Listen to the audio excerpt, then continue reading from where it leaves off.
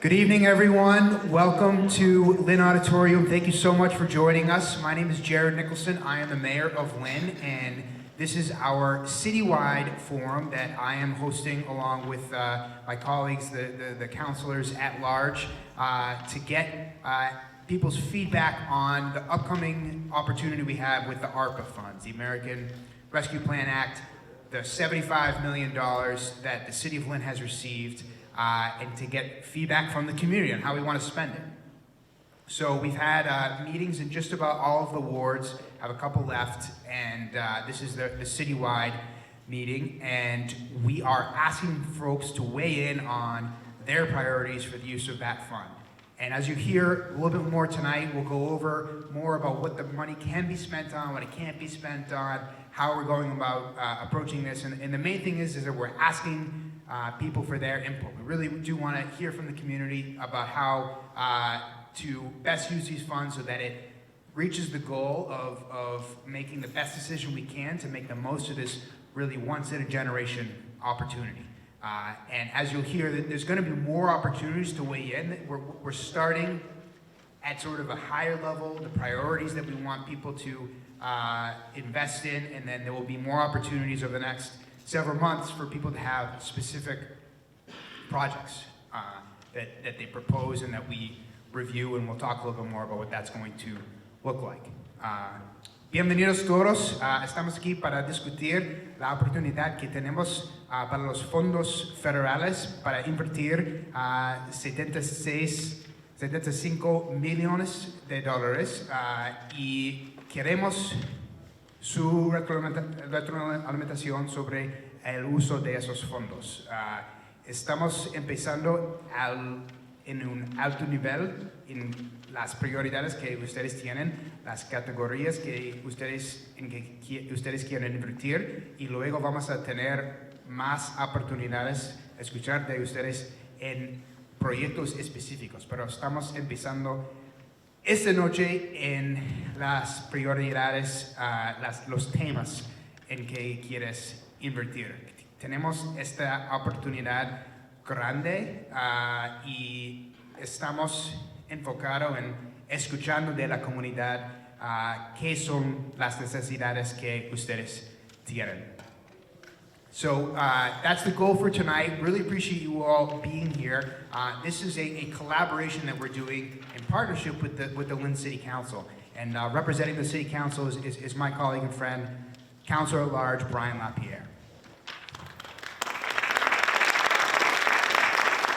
Thank you, Mayor Nicholson. As the mayor said, I'm Brian LaPierre. I'm representing the Councilor at Larges here tonight. My colleagues, Councilor Barton, Councilor Field, and Councilor Nett.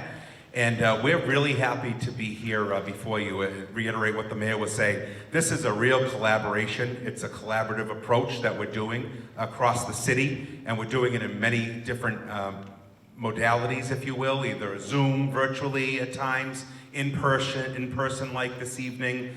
We've gone out to schools, we've gone into neighborhoods, we've done surveys, which has yielded through the good work of our Capital Strategic Solutions group, have really been doing the outreach to solicit what is needed. And as you may know, it sounds like there's millions and millions of dollars coming into Lynn, which is great, between 75 and $80 million, but you would not believe the requests for needs as well. We have to balance what we're getting. We're thankful from the federal government to receive this funds, but the needs are exceeding. They're like in the hundreds of millions or $500 million of what we'd love to get done, our wishes, right, around the city. So that's why we're here tonight, to hear what your wish list is and try and incorporate that into our master plan of how we're going to spend these dollars in a real sort of strategic way, in a long-lasting way that's going to be systemic and carry our city throughout this decade and beyond. So I'm really happy to be here. I'm really happy to listen to the presentation.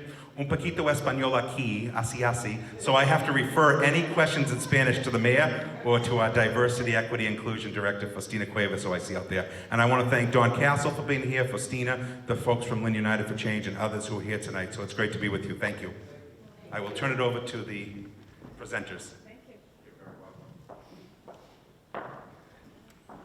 Well, hi everyone. Thanks so much for having us. My name is Jennifer Thompson, and I work with Capital Strategic Solutions. I'm here with my partner, Nicole Figueredo, and we're just going to give a brief overview of the ARPA funding and what it can be spent on. And then Nicole is going to talk about this outreach effort that we're doing in terms of getting as many people in the City of Lynn to weigh in on how you think this money should be spent. Just realized I'm standing right in front of the screen.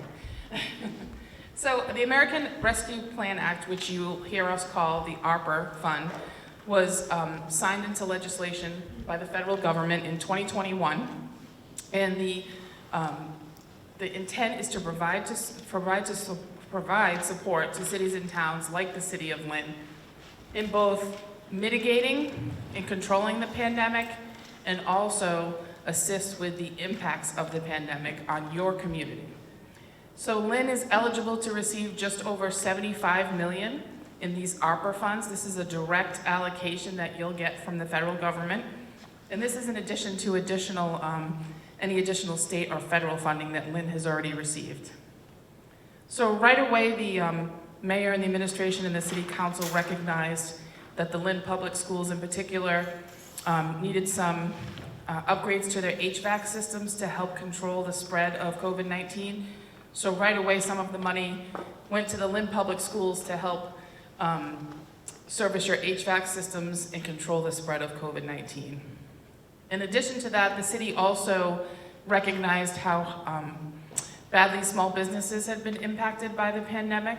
And so the city council voted to give funds to the EDIC to give out small business assistance grants to local Lynn businesses that needed help recovering from the pandemic. So there's roughly $58 million that's left to be spent, and that's the piece that we're here to talk to you about. We're here to talk to you about what it can be spent on, what it can't be spent on, and most importantly, to hear what you think it should be spent on. So cities and towns like the City of Lynn have until the end of 2026 to obligate this money. That means put it in a contract and bid and decide how you want to spend it, and then it needs to be spent by the end of calendar year 2026. So there are 4 categories that the federal government will let you spend this money on. The first and the most obvious is for public health and fighting to control the pandemic, and also to help you recover from the pandemic and help the industries that were most affected by the pandemic. Those include businesses, nonprofits, and some of those industries that were hit the hardest: travel, tourism, restaurants. The second category is called premium pay. That's eligible workers. The city can decide to pay workers that worked in person during the pandemic, something that's called premium pay. And we'll talk a little bit about these categories and give you some examples as we move forward.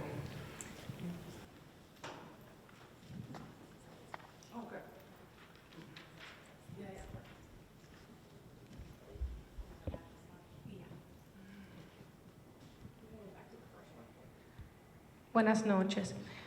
Voy a tratar lo mejor que pueda para interpretar esta información porque es mucha información. Pero buenas noches, gracias por estar aquí. Estamos aquí hablando de los fondos federales que se llaman American Rescue Act. Ustedes van a escuchar mucho que decimos ARPA por corto. You can go to the first slide. Entonces la ciudad de Lynn recibió $75 millones para gastar en diferentes cosas que puedan mejorar la ciudad. Ahora mismo nos quedan $58 millones y por eso nosotros estamos aquí con ustedes esta noche para preguntar su opinión, ideas, comentarios, cómo se debe gastar este dinero, ¿verdad? Hay muchos problemas en la comunidad, entonces queremos escucharlo a ustedes a ver cómo se pueden gastar estos fondos. Los fondos tienen que ser gastados para 31 de diciembre del 2024 y tienen hasta el 2026 para gastarlo todo. Entonces hemos ya preparado mucha información en encuestas que hay en la comunidad y entonces el jueves se va a cerrar la encuesta. Si ustedes no han llenado la encuesta, por favor, llenen la encuesta. Pueden hacerlo en lynnarpa.com. Y es en nuestra página, es el enlace para ir, para llenar el formulario con la encuesta. Y ahí ustedes pueden poner en detalles qué ustedes quieren ver en la comunidad, cómo este dinero se debe gastar, y ahí pueden poner más detalle. Si no lo han hecho o no pueden hacerlo antes del jueves, va a haber otra oportunidad en la fase segunda de este proceso y vamos a hablar de eso más después. We can go to the next slide. Estos son algunos de los usos para los fondos. La primera idea es para poder recuperar ciudades de la economía. Sabemos que sufrimos muchísimo durante la pandemia, entonces esta es la oportunidad de usar este dinero para mejorar los negocios, mejorar las organizaciones, los pequeños negocios y traer ese dinero, esos fondos de asistencia para los hogares aquí en la ciudad. También es una oportunidad para ayudar a nuestros trabajadores elegibles que sufrieron bastante durante la pandemia, las personas que perdieron su trabajo, las personas que estaban trabajando en el salud pública. Es otra manera que se puede gastar el dinero.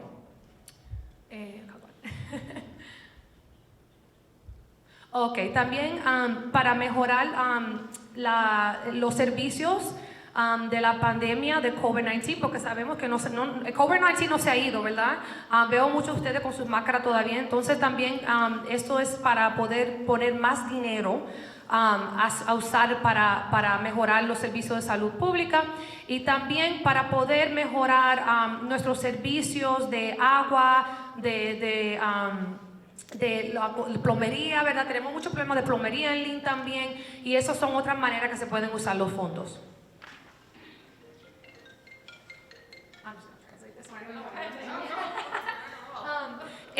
Los usos ¿cómo no se puede usar este dinero, verdad? La lista, ¿cómo se puede usar? Es más larga que la cosa que no se pueden usar. Pero los fondos no se pueden usar para poner dinero a un retiro, ¿verdad? No podemos decir que la ciudad puede poner dinero para los empleados de la ciudad para poner a su retiro, no se puede usar para eso. Para pagar deuda, tampoco se puede usar. Yo sí tengo mucha deuda, señores, con mi préstamo de la escuela, pero no se puede usar para eso, ¿verdad? Tampoco se pueden usar para deuda, para casos legales, ¿verdad? Tampoco se puede usar para eso si hay problemas con cosas si la ciudad o personalmente hay problemas legales que usted tiene, no se puede usar para eso. Tampoco se puede usar para guardar fondos para un futuro, ¿verdad? Queremos guardar $10,000 para usarlo en un futuro, no se puede hacer eso, o sea, tienen que gastar todo el dinero antes del 2026. Y tampoco se puede usar para compartir con otras subvenciones federales, como vamos a decir, si los federales nos dan una subvención de $5,000 y nosotros queremos poner otros $5,000 para compartir esos fondos, no se puede. Esto tiene que ser usado urgentemente y también con la opinión de la comunidad de las cosas que ustedes están viendo que se necesitan hacer aquí en la ciudad. A lo último vamos a tener comentarios y sí, vayan pensando en todas las cosas, todos los problemas que ustedes tienen, porque el micrófono va a estar aquí y ustedes van a poder venir a hablar aquí adelante. Entonces lo va a pasar el micrófono a Jen, ella va a hacer como va a pasar como tres cosas aquí en el PowerPoint y después voy a hablar otra vez.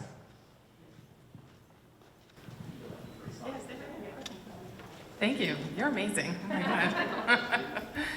God. Just to be able to do that on the fly is incredible. So there are 5 uses that the federal government will not let the City of Lynn use this for. So the first is the City of Lynn cannot deposit this money into a city pension fund.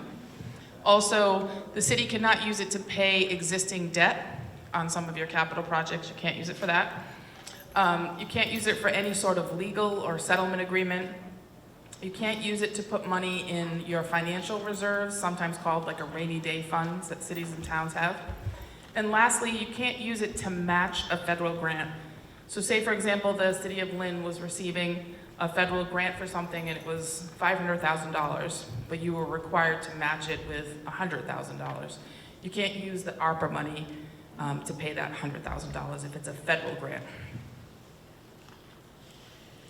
So that first category that we talked about, and again, I think is probably the most obvious, is the public health category and economic impact category. So some examples of projects that could be funded through that category include vaccination efforts, monitoring for COVID-19, contact tracing, personal protective equipment for your employees, support to vulnerable populations to help them access medical and public health services in the city, prevention and mitigation in your public buildings to prevent the spread of COVID-19.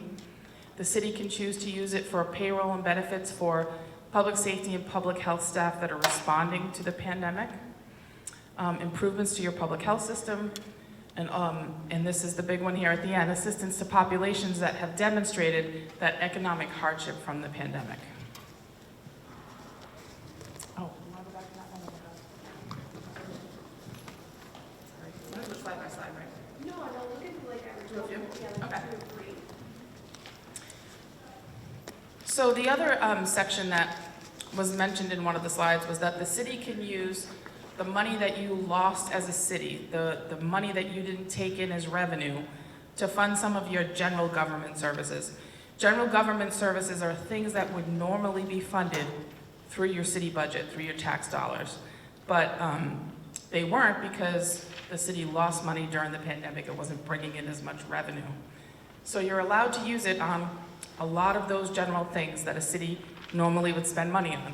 So things like your buildings, your infrastructure such as your roads, your schools, your municipal facilities.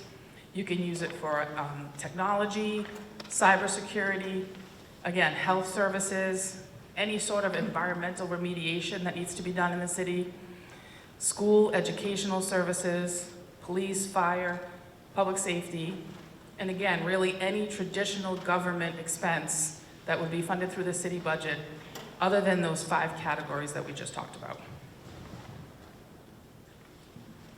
So, over the last few weeks, we've been reaching out at different ward meetings and through the surveys and through the online presence to try to start to talk about what general categories the folks of the City of Lynn feel are the most important and where this money should be spent. And this is just kind of a high-level overview of some of the things that have already been talked about, but when we finish up, the most important part of this meeting is getting your feedback and what you think and how you think this money should be spent. But some of the projects that have already been discussed, again, those COVID public health measures that's already taken place in the Lynn Public Schools, mental health assistance, substance abuse, again, small business assistance that's already been rolled out to some of the small businesses in the City of Lynn, mitigation and improvements in those businesses, mortgage support, rent relief, utility assistance for the residents of Lynn, digital equity for all. This is a big one that's been discussed lately in terms of making sure everyone has access to the internet in the City of Lynn. We talked about water improvements, sewer improvements, stormwater improvements, again, road work and sidewalks. A big one that we've heard a lot about are your parks and improvements to your parks, maybe creations of some pocket parks and more green space, more outdoor space. And again, school construction to complement some of the work that's already been done on your HVAC.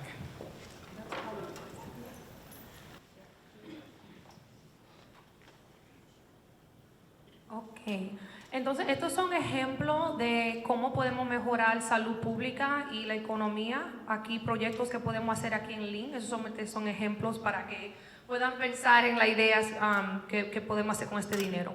Entonces la primera es más esfuerzos para vacunarse, ¿verdad? En Lynn todavía no estamos 100% todos vacunados. Así que necesitamos su ayuda en eso. También para poder monitorear el COVID, porque como dije ahorita, no se ha ido. Entonces, también necesitamos más asistencia a ver cómo estamos haciendo con los números aquí en la ciudad.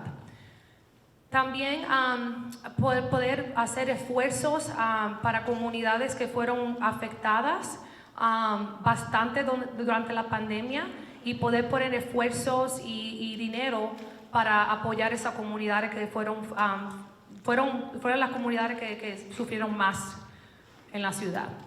También prevención y buscar más recursos para nuestros edificios públicos, especialmente que cuando estamos hablando de los edificios que son salud pública, ¿verdad? Entonces tenemos más dinero, poder poner dinero contra eso sería muy importante.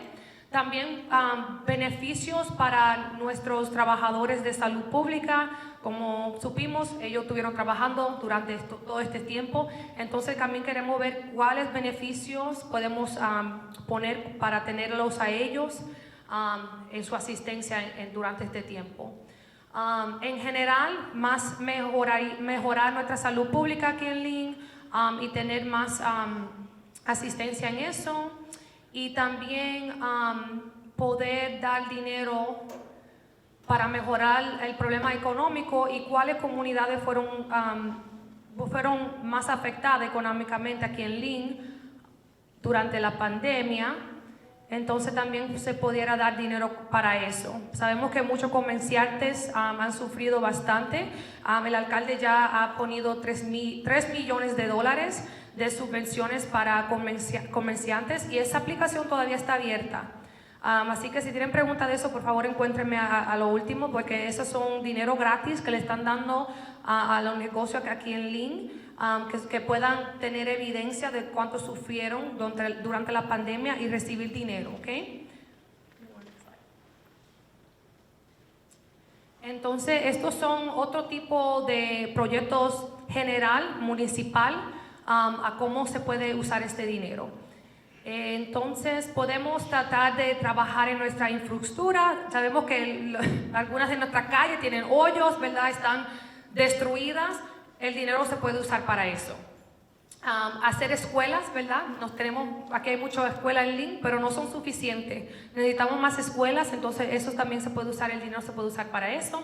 También para mejorar nuestros edificios municipales. También para hacer mejorías en nuestra tecnología, salud pública otra vez, escuela y servicios académicos, poder mejorar nuestra policía, fuego y servicios públicos que todos usamos, y también cosas tradicionales del gobierno que sean parte de los gastos de este dinero. Y estas son recomendaciones que son como prioridad, que pueden ser proyectos de prioridad. Arriba, como ya he mencionado como 6 veces, la salud pública, ¿verdad? Eso es lo más importante. Salud pública y mejorar estas necesidades. Pero una cosa que es muy importante, cuando hablamos de salud pública también estamos hablando de salud mental, ¿verdad? No tenemos mucho servicio aquí en Lynn de salud mental, no hay suficientes terapistas. Entonces eso también puede ser una idea y una prioridad de este dinero. También abuso de narcóticos, abuso de alcohol, abuso de todo tipo de cosas que vemos en nuestra comunidad. Vemos que eso es un gran problema aquí en la ciudad. Entonces también se puede usar de este dinero para tener más recursos en esa área. Asistencias a negocios pequeños. Ya hemos hecho subvenciones, como les dije, el alcalde puso $3 millones de subvenciones. Esa aplicación, digo otra vez, está abierta todavía, se pueden aplicar. Asistencia individual. Esto puede ser ayuda, asistencia a pagar su renta, a pagar sus utilidades de a diario, puede ser la luz, puede ser cable. También para poder pagar su mortgage. I'm losing the word. Mortgage, help me out. Su hipoteca. Perdón, se me fue la palabra. Si usted es dueño de casa, si es propietario, también puede recibir ayuda para poder pagar su hipoteca. Y también hay un gran problema también de acceso al internet en Lynn, y dónde está el Wi-Fi, dónde está el Wi-Fi, como decimos. Entonces también puede haber una posibilidad de ver cómo podemos mejorar, dónde hay lugares donde podemos ir y conseguir internet, podernos poner de Wi-Fi free, gratis. Entonces también van a haber esa posibilidad de hacer eso. También, como dije, infraestructura, entonces arreglando nuestras calles, arreglando nuestra plomería, mejorando donde la agua, no sé dónde ustedes viven, pero donde yo vivía siempre caía mucha agua porque yo estaba en una loma. Entonces mejorando como la infraestructura, como donde cae la agua, donde se va el agua y todas esas cosas en la ciudad. Y también los parques, hay que mejorar los parques. Sé que hay un gran interés de mejorar nuestros parques, que estén más limpios, que pongan nuevos columpios, que hagan esas cosas también en los parques para que los niños puedan divertirse y la familia tenga donde ir. Y la escuela, otra vez, es una gran importancia. Y solamente quiero decirle que ya han podido hacer un par de mejoraciones ya en la escuela con este dinero, así que es un gran uso para las escuelas también, y ya lo han usado en las escuelas para hacer muchas remodelaciones, así que eso es un gran éxito ya que ha pasado aquí en la ciudad. Entonces, esos son como la prioridad de cómo se quiere gastar el dinero, y también encima de escuchar la opinión de ustedes y las voces de ustedes al rato. Gracias.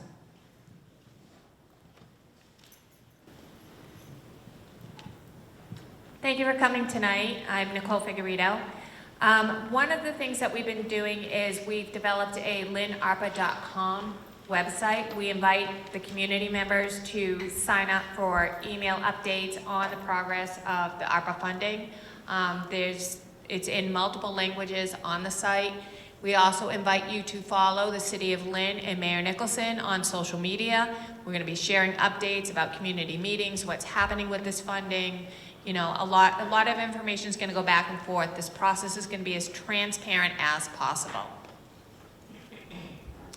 So what we've started to do as far as our community outreach goes is we're in the educate, engage, and gather feedback. So this is where your feedback is really important with these surveys.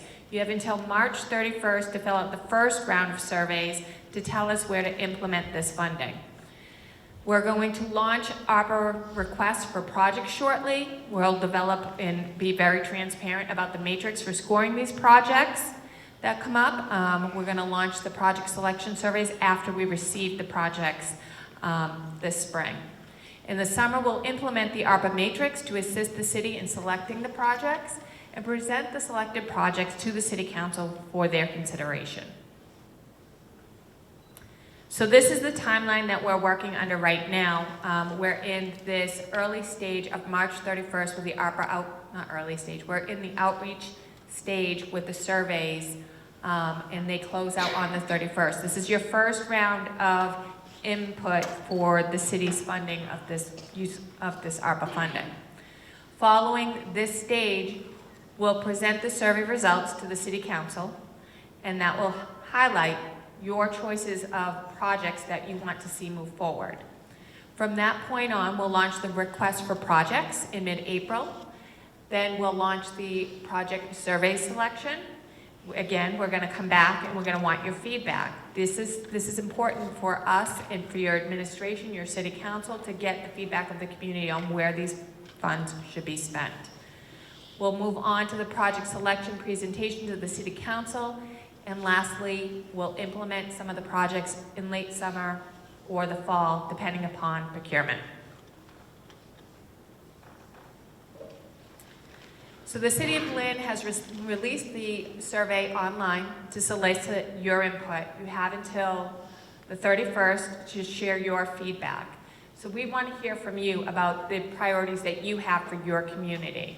I mean, $58 million is a lot of money that could help a lot of people out, could help your community out and launch you further down the road as far as, you know, your protecting your community for years to come, generations to come. That's what this money should be used for. The online survey is available in 5 languages. It will be open, actually it's open till the 31st. Additional opportunities will be available for you to provide us with more input. This is just the first phase. So this phase kind of gives us an idea of where you want the money to be spent. Then from there, we'll go into the project phase where people will submit projects that they want funded with this $58 million. And then we'll move down the road to the project selection survey phase where I'm coming back at you and being like, hi, can you fill out the survey again for me? And that's kind of where we're at right now. So does anyone have any questions?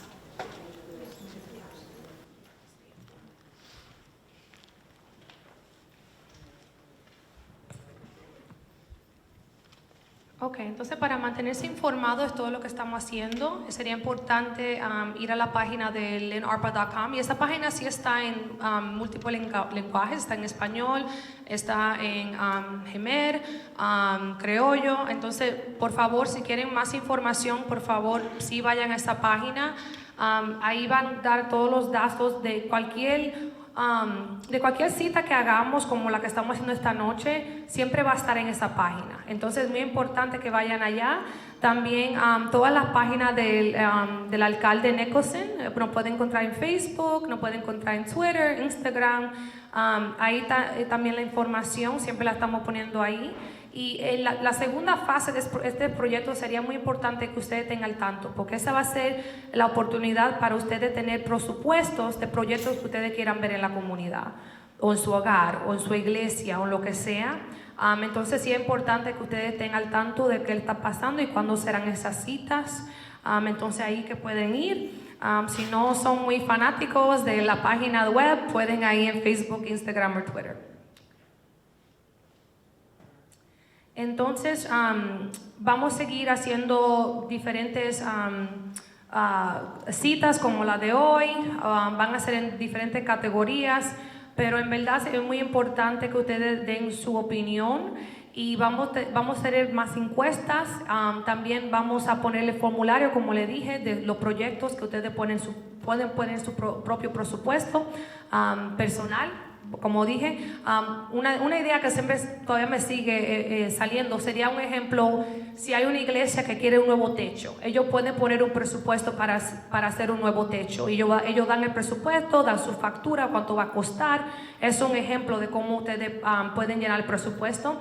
Entonces, las próximas citas que vamos a tener es hablando del formulario, cómo se puede llenar, y dándole tiempo a ustedes ahí mismo para llenar el formulario, ¿ok? Entonces en el verano será evaluando todos esos presupuestos que la comunidad nos entregan, y después poder hablar con los concejales a ver para cuáles proyectos se deben considerar y cómo el dinero se va a compartir en la comunidad.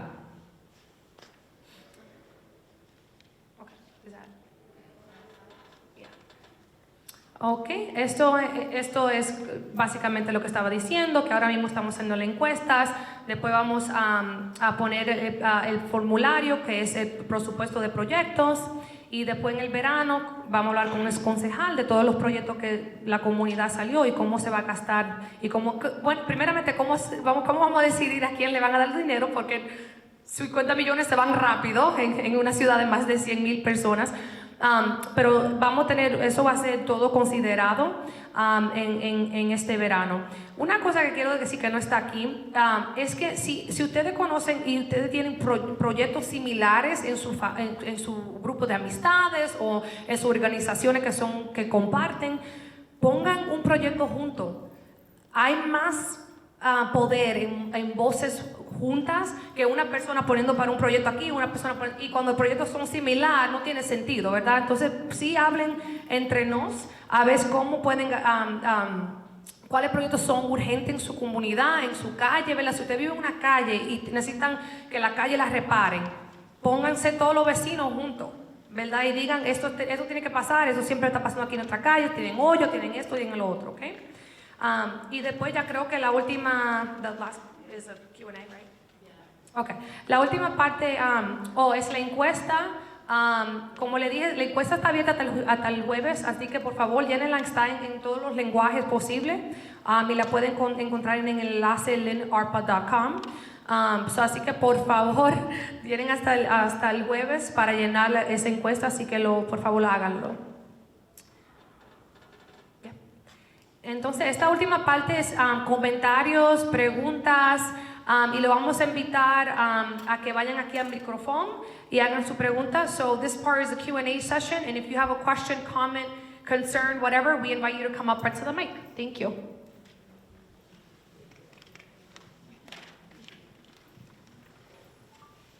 Somebody has a question? Come on.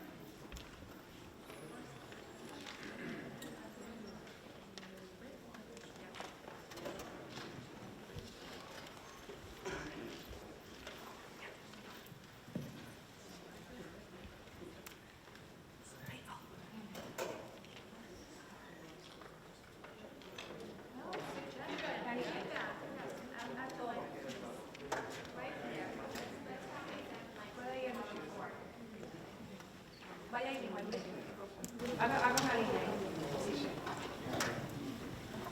Sí, vamos a hacer una línea aquí a través de Good evening, everyone. Good evening, Mayor, and to the public. And thank you so much for giving us the opportunity, to giving the community the opportunity to give feedback and to share our concerns. I see there's a lot of. My name is Jose Encarnacion. Member of this community for decades, and also member of the institution, the organization, Neighbor to Neighbor. Just a few things that I think that the money can be used for. There is a critical part of recovering and building back with equity for our community. Is meeting the core need around safe, clean, affordable places to live to prevent an eviction and displacement crisis. As an example, we can use this fund, like you guys mentioned, on mental health. There's a lot of need on that. The roadways and sidewalk of our city need a lot of improvements. And I can hear, in my community, a lot of people approach us with their concern, with so many needs that the city has, the roads, the sidewalks. We need resources to keep rent and housing prices down and support tenants, small landlords, and small homeowners to stay in our city. We also need resources to protect the rights of low-income renters. There's a lot of concern. There's our community, the renters. They worry a lot because sometimes they don't have enough money to pay the rent. People have to work 2-3 jobs to be able to pay rent, to buy groceries, as we live in a tough situation today date. We need resources for that, to find rent, to support rent, and to support them in finding, acquiring, and staying in stable, good quality housing. For example, in my own case, we are for my family. We have to work more than one job to be able to pay all the bills, to buy groceries, to pay the rent or mortgage. And it is tough because that takes time that we can share with our family.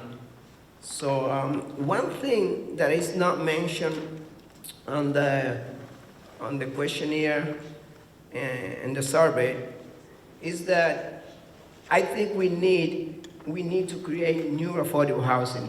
We need to create new affordable housing in the city of Lynn to give opportunity to low-income family to have a better lifestyle.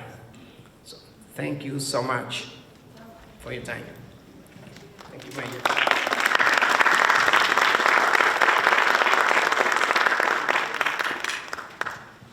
Muy buenas noches a todos. Mi propuesta es para el día de hoy. Yo pienso que las viviendas aquí en Lynn que sean más asequibles porque la renta cada día está más cara aquí en Lynn. Y habemos ciudadanos de aquí de Lynn que no podemos costear estas rentas que cada vez son más altas.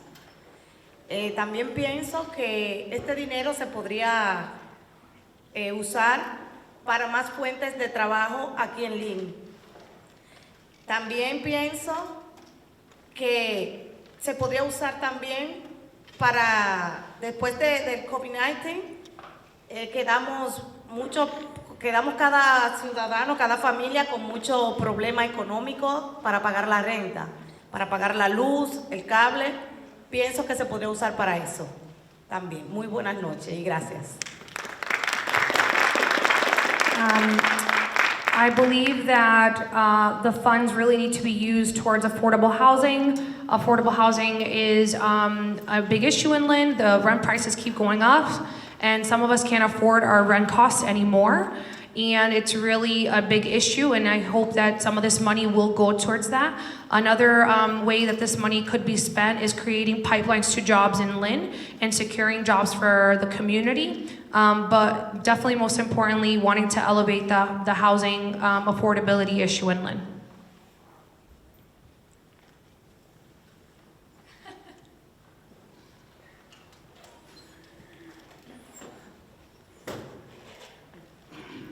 Buenas noches a todos, mi nombre es Michelle Ariaga, vivo en la ciudad de Lynn con mi hija desde hace 5 años. Mi hija se está educando en las escuelas de Lynn, actualmente trabaja en un restaurante. Me llamo Michelle y vivo aquí en la ciudad de Lynn.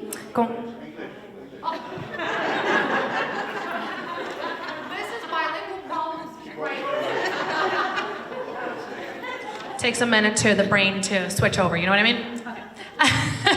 Hi, good evening. My name is Michelle Ariaga. I live in Lynn with my 5-year-old daughter, and my daughter is educated in Lynn Public Schools, and I work at a restaurant.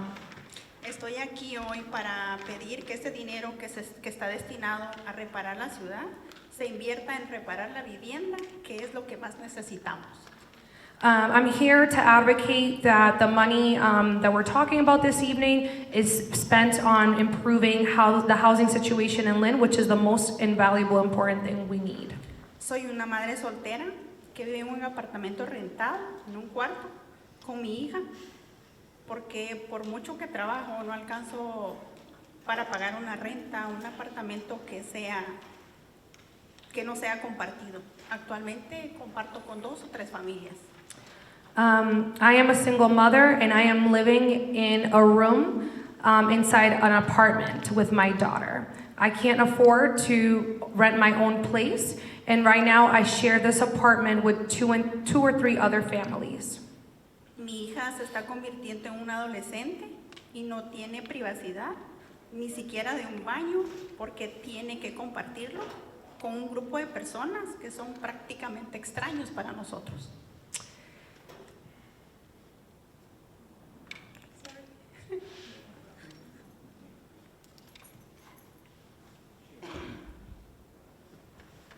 I'm sorry.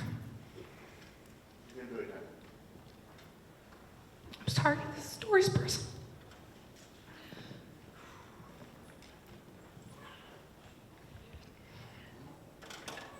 Perdón, Michelle, tu historia es muy personal a mí, así que por eso me toca el corazón.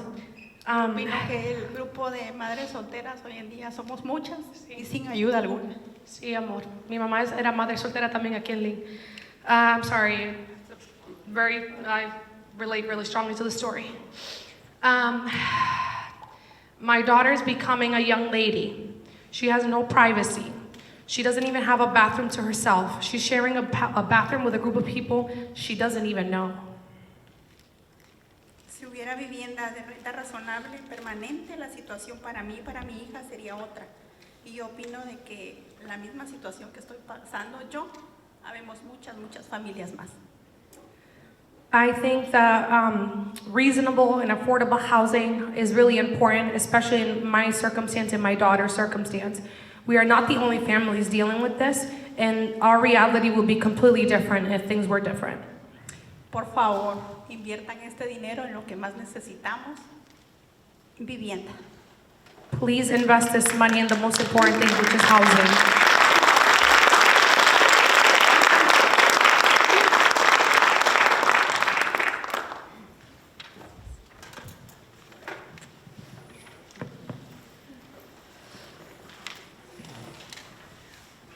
Buenas noches, en representación de Lynn Unidos por el Cambio, vengo a representar lo difícil que de veras se está viviendo aquí en la ciudad de Lynn con lo que es la vivienda. Tengo en conocimiento de que gracias a esta comunidad que se ha dado el trabajo de ser representante con nosotros los que tenemos necesidades por el COVID-19.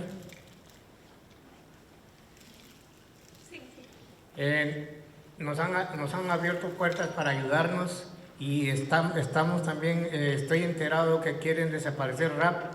RAP es una organización gubernamental en la cual no puede desaparecer en esta ciudad porque es una representación del gobierno que se le debe inyectar parte de dinero para que nos apoye a todos los que estamos unidos en Lynn, Unidos por el Cambio. I'm finding out more and more that a lot of resources in our communities that are supposed to be helping us are being taken away. In particular, I think about the RAP program. Is it, Isaac, is that correct? RAFT, sorry, I knew I was saying that wrong. I am finding out about the RAFT program, and that's being taken away, which is a community resource that's been helping many of us in the community. And I am unhappy with this because this is a resource that has been helping many of us. Estamos viviendo una situación que cada mes están los propietarios de rentas, están subiéndole a la renta mes con mes y estamos recibiendo un abuso directamente cuando que no debería de ser así, sino que tener una renta accesible para poderla pagar nosotros acá. Sabemos que la ciudad y el estado de Massachusetts ha sido un estado de santuario, como lo podemos decir, y entonces necesitamos el apoyo de nuestro alcalde acá presente, que gracias nos ha tomado en cuenta a todos y estamos acá presentes para que nos apoye. Building landlords are constantly increasing the rent, sometimes month by month, which is an abuse, and no one's sort of calling it out. Affordability is becoming an issue in our community.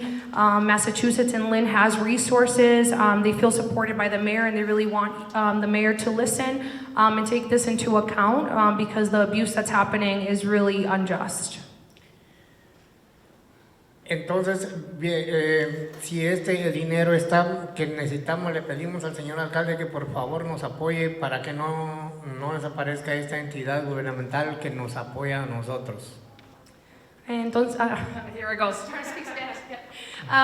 So we ask our mayor to please consider using these funds to put some, possible rent control or support for accessible, affordable housing.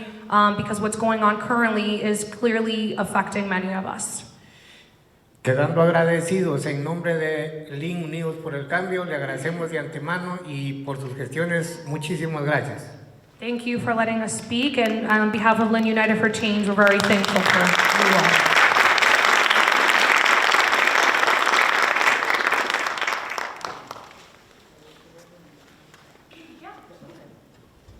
Sorry, it's just kind of awkward to face the fact. Good night, everyone. My name is Karen Pierre-Lewis, and I have been living in Lynn for like 2 years, but have always been around. And one of the reasons, there's actually when Mr. LaPierre said wish list, I said, okay, now I have to make this list much longer.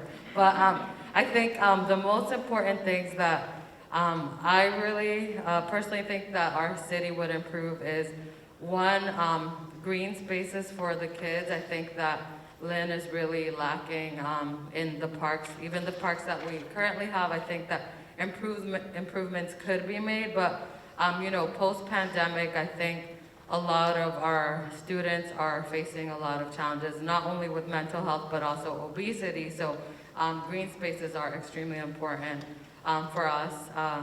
And I'll translate myself to take the load off.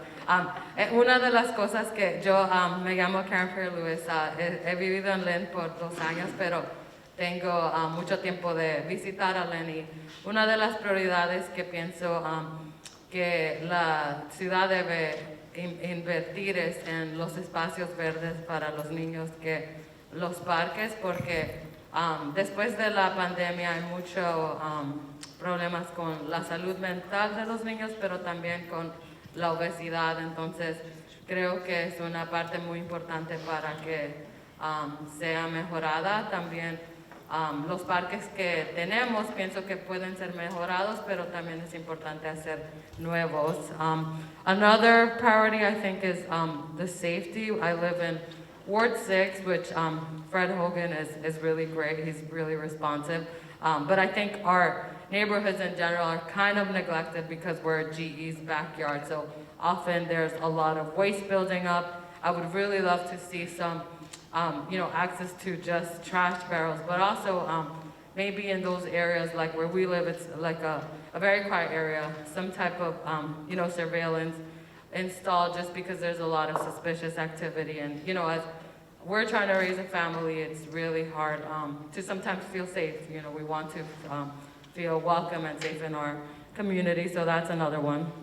Otra es que la ciudad invierta en cómo mantener la ciudad un poco más limpia. Donde nosotros vivimos es un poco como, puedo decir que no es muy bien cuidado, hay mucha basura y en veces hay mucha actividad sospechosa. So, pienso que me gustaría que la ciudad pueda poner algunos sistemas para poder monitorear un poco más porque estamos tratando de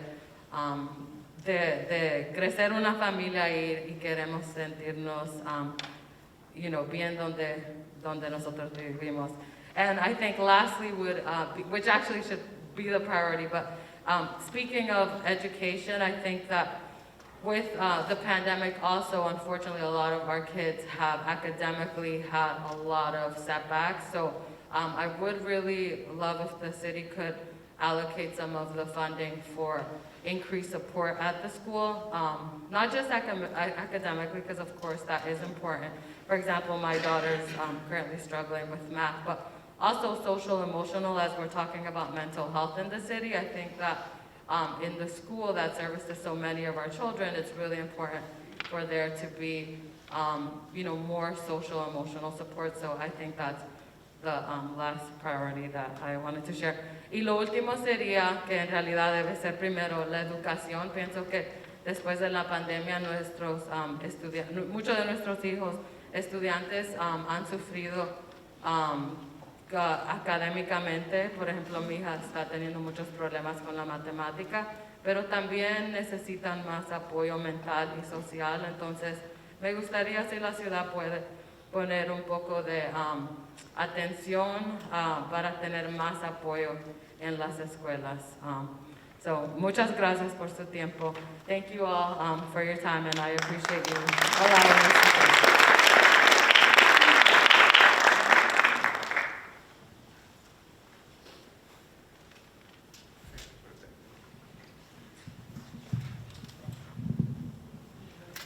Hello. Yes. Hello, my name is Marco Fontaine. I live in Ward 1, and I do have a couple lists of concerns, if that's okay. Oh yeah, we want to hear. Just to kind of start to build off of what the person before me said, I do have a lot of concerns about equity in education. It's something I care a lot about. I went to Lynn English High School, and there's a large portion of students that speak English not at home, mostly as a second language. And my sense of being there, I got a sense of a lot of othering for those students, and they didn't quite get the same opportunities in education that somebody like me, who speaks English as a first language, would get. And I would really like to see most of those students follow the same paths as a lot of the students, like I do, and pursue careers in college and beyond just finishing their high school degree and going back home. Secondly, is more of a sustainability issue. Kind of for decades, the whole country has been stuck in a more car-centric design philosophy for its cities and surrounding communities. And in the city, there's not a lot of accommodation for pedestrians and people who don't own private cars. And with kind of how the economy's going, the increase in gas prices and everything, and people in my generation starting to believe heavily in sustainability, we're dealing with the legacy of that. And we should focus on communities centered around public transportation and pedestrian-friendly environments. I mean, sometimes I feel like I have to risk my life to cross Boston Street to get to CVS. It's not very fun. That's all. Thank you.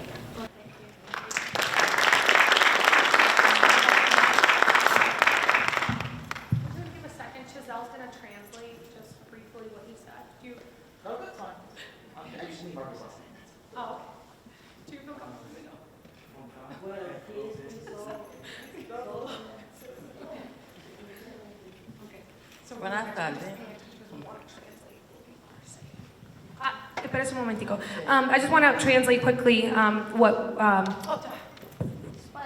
My brain is not functioning today. Lo que quería compartir es muy importante porque el señor que estaba hablando acá me estaba hablando del problema de transportación en Lynn. Y cruzaderos también, no hay lugares para la gente cruzar la calle sin peligro. Entonces él quería hablar de eso un poco. También quería hablar de los programas de second lenguaje en las escuelas y tiene él tiene mucho como sentimientos porque ve como los alumnos que no hablan otro lenguaje en su casa son tratados en la escuela. Entonces también quiere que tengamos eso en mente cuando vayamos a usar estos fondos, a lo mejor invertir más dinero en los programas de ESL y tener más asistencia en eso. Entonces solamente quería que ese mensaje no se perdiera, así que gracias. Buenas tardes, mi nombre es Agustina Matos.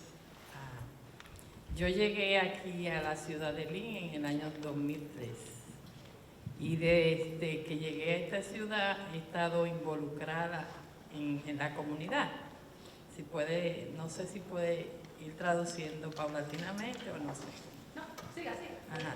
Entonces, estoy involucrada en la comunidad desde el 2005, en diferentes organizaciones y como voluntaria, porque llegué como una madre viuda y quería darle una educación a mi hija de la mejor manera. Entonces, era buscando siempre esos enganches para ver dónde encajaba, siempre. Hasta ahora todavía. Okay. ¿Cuál es su nombre? Agustina Matos. Agustina. Agustina. Sí. My name is Agustina, and I came to Lynn in 2003. I've been involved in the Lynn community since 2005 in many different facets with many different organizations because I wanted to give my daughter the education and the ability to advocate for herself and know what their community resources are. So the reason we're both laughing because she's like, I was just latching on anywhere. I was just hooking myself to whoever sort of took me and like putting myself out there. Mi experiencia es como una madre viuda. Mi niña yo la traje de 6 años, entonces no sabía el idioma. Hasta ahora es un poco dificultoso para mí, no sé. Ese es mi reto todavía, pero eso no me daba miedo. Siempre estaba buscando la manera de cómo insertar a mi hija, que ella pueda tener una educación y a través de eso que yo pudiera también como enganchar en esta comunidad que era algo nuevo para mí todavía. No me siento como que estoy todavía conectada. Estamos buscando todavía esa conexión, ese puente. Y para mí sería bueno que invirtieran en las madres solteras, en las madres viudas, en las familias de bajo ingreso, para educarse, para poder conseguir un mejor trabajo, para poder tener las 4 patas de la mesa, como una mejor, darle así, si uno se educa, uno tiene un mejor trabajo, uno puede darle una mejor educación a sus hijos y eso es lo que uno quiere en realidad, que uno pueda conectar donde uno llega, porque como inmigrante uno viene buscando eso, yo emigré de República Dominicana a Puerto Rico, de Puerto Rico emigré a Lynn en el 2003 y buscando esa better life. Hasta ahora, todavía sigo en eso, cada día más.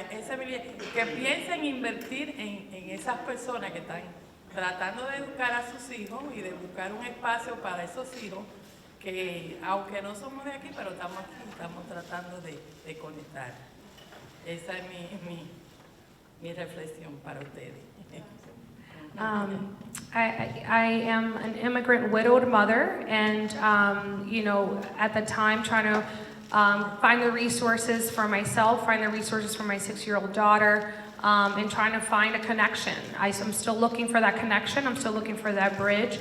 but Lynn is my home now, and I do think that we need to invest in our single mothers, our widowed mothers, into pipelines for jobs and opportunities to better educate ourselves, to join the workforce, to have the skills and ability to do that, because I don't see a lot of resources or investments going towards that now.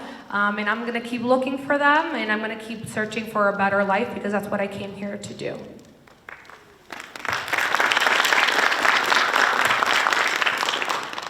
Hi everyone, my name is Sandra Lopez, and I came to this country in 1999. So in that time, I be engaged in different organizations like Neighbor to Neighbor, Highland Coalition, and I do my personal help to the community, which is I help women with cancer, and a lot of people who need rights and interpretation and the appointments. So, in a couple of years, I be having some issues because I get disease, and I'm being a lot of struggling right now, but I heard and it touched my heart when the women talk about her situation, because I don't pass the same thing, but recently I almost lost my house for a mistake or somebody else. So when I'm recurring to supposed person are in the community to help us, I get laid back. Nobody answered.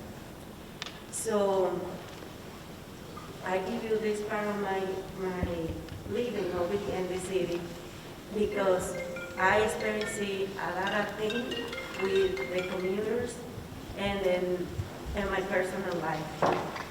So I remember that I have 3 jobs. I work as assistant nurse. I am a decorator. I am owner of a business, which my money I was invested in the community helping people. So right now I can do that because I lose the job and because I do the vaccine. I get with a problem after with a terrible allergy with, I don't know how all that happened. And then a problem with my nose because after the vaccine I get a strange awful allergy. So with that thing, I'm not able to go back to work. So I know it's a lot of women, a lot of people who is out there who losing the job, make applications and to look for a job, but they don't find it, they don't give you the job. And then as soon people see you with the mask, they get like a part and put you outside. So I believe our city needs to be having some program to help those type of issues that community faces right now with the unemployment. So even that, I believe that I heard they talking about more housing, more invention in buildings and all of that, but we have a lot of buildings already built, but they are empty because the prices on that, nobody can afford it. And then I see that our officials didn't fight for the community, didn't fight for the people who live in here, who need those buildings. So people who really need to live in those buildings are our community. But when you read the newspaper, you see they said that they want to attract people from outside. But you want to attract people from outside to take our efforts? Because when you bring people from outside, they don't spend in our community. They spend in another community. For example, people who come and live here from Boston, they don't invest in the city. they invest in Boston. And then it seems like they don't really fight for us. It's a lot of people getting out of Lynn because the rent, because no job, because the city didn't work for us. And then people be asking for many things, but really don't think about it. What is the real problem to cut it off from the root? And then sign that happen, those ones who work and we fight to keep themselves over here, it forces them to move out. And then your voice, nobody listens. And then we have people who pretend that you are, that they are listening to us, but at the end, what they do, it talk differently than what their actions, they regret to what we ask for. So this money, I believe, they need to be invested not only to help people with the housing and the health system, because right now there's a lot of people who faces problem with insurance. The insurance right now is playing with people. So now you need to do expensive paid call, and when you go to the pharmacy, you need to pay for the medicine because you don't have enough coverage. Like right now in my situation, I'm spending already like $5,000 in medication in 1 month. And listen, the money that I have saved from the 1999 through here, I spending in medication and I continue with the problem. And then about 2 months, I lose a lot of money in medication that all the 3 weeks I go to the doctor, I need to put away all those medications and I don't have a solution. So the other thing that I want to make sure that this funding be used for is for people who has mental health problems. Because all these crises happen outside a lot of people with a lot of dementia problem and anxious problem, but they don't have nobody who will stand up for them. And it's a lot of family who has a problem outside that they don't have a paper, they don't have a job, and they suffer, and they live from the churches who give some food to them, and then the city don't look for those people. And I can say, oh, the mayor, I can point to the mayor because our mayor president come here and find out all this mess that we have it. But I believe because the good intention that he has, because we all see how changes are. Because when you come now to the city hall, the tree is different. Honestly, God, because I come in all of the time here, and I see the hue different, but I have to have more implementation for things working much better in our community and attract others to invest here for our community.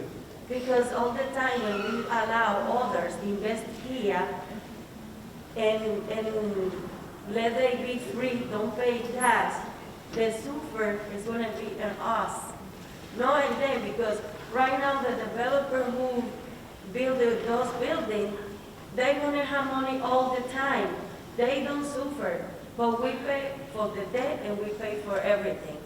So the last thing, because I have a lot of things to do, is saying that this money needs to be really directed in our city and social, emotional, and psychology.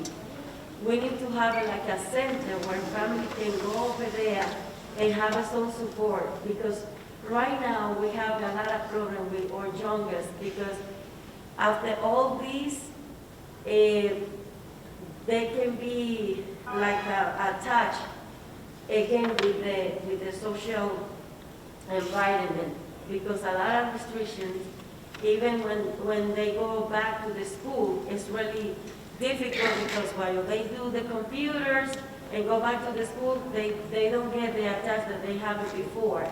And it's a lot of children have a problem to attach again with what the sources they need to have to improve themselves, and then the less help that they have to receive from the city. So I hope these people who are taking care and giving this money out, helping the small business too, because those people who start a business and have a 1 or 2 or 3 year in business, they need help because most of the time, or most of the program help only the business who have a $40,000 a year, and then others business who have like $5,000 gain during the year or $2,000, they can apply for those sources. So I encourage those people who thinking for their small business who has less than 1-2 years that they could receive a part of that benefit too, because they have a business in this city and they try to improve and push the economy to get up. Thank you so much, and I'm sorry to be so long. Oh, no, thank you. Solamente lo que voy a decir, voy a sumar solamente una cosa que Sandra dijo que no se había dicho todavía, es la importancia también de invertir en medicaciones. Sandra ha gastado más de $5,000 recientemente en medicaciones por una condición que tiene y es desafortunadamente que eso tiene que venir del bolsillo de ella. Hi, my name is Amberly LaRoque. I'm a Lynn resident. I've lived here for 20 years. I have 2 sons. And I feel that the money should go, or at least some of the money should go for affordable housing. The reason being, not enough units, especially for Lynn residents. Like if, I don't know if that's even possible, making affordable housing units for the citizens of Lynn specifically. The reason being, I applied for housing back in 2009. I've been on the waiting list for the last 13 years.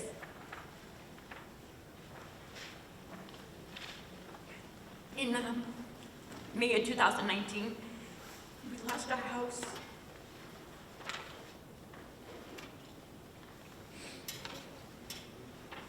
And I was separated from my kids for 9 months. And we're back together now. However, I had to take up an apartment right in downtown Lynn that I had seen listed many a times, but I was not going to try to go to that place because it's not a safe environment. It's not a good environment. The drug use, homeless people sleeping in the hallways, defecating, infestation of roaches and mice. So, I mean, we're back together, but it's at a cost. I can't let my youngest son leave the apartment by himself or come in by himself. I have to constantly remind my now 16-year-old to watch his surroundings. And I just feel it's an area that really needs help. Thank you. Me llamo Amberly y tengo 2 hijos y quiero decir lo mismo que han dicho de hogares accesibles y tengo una historia personal y perdí mi casa, no pude vivir con mis hijos por mucho tiempo y ahora vivo en un lugar que no es seguro, que hay personas haciendo drogas y estoy muy preocupada por mi familia y por mis hijos. Buenas noches para todos. Mi nombre es Betsy Barrios. Vivo aquí en Lynn por 4 años. Soy madre soltera y trabajo en un restaurante. Hi everyone, my name is Betsy. I have 4 children and I work in a restaurant and I'm from Lynn. Yo pienso que este dinero se debería invertir en construcción de apartamentos de renta razonable. I believe that this money should be invested in affordable housing. Para que nosotros las madres solteras podamos pagar un apartamento de renta razonable. So that us single mothers can afford to pay for our housing. Mi hijo y yo trabajamos más de 60 horas a la semana para poder pagar nuestra renta y todavía no nos alcanza para comer decentemente después de que pagamos nuestra renta. My son and I work over 60 hours a week, and that's just barely covering the rent. We don't even have enough money at the end of the week to really have a proper meal. Ahora hay muchas construcciones aquí en Lynn, pero ¿de qué nos sirve a nosotros? Si solamente son para personas ricas, nosotros los pobres no podemos pagar. There's a lot of new development in Lynn, and what is the point if Lynners can't afford it and us folks that are low income, poor, can't even live there? Pienso que es momento en que las autoridades de la ciudad empiecen a pensar en los trabajadores de bajos recursos y es hora de invertir este dinero. It is time for city officials to really invest in low income housing for Lynners. Que por favor sea destinado para la vivienda razonable permanente. Gracias. Please put this money towards permanent affordable housing.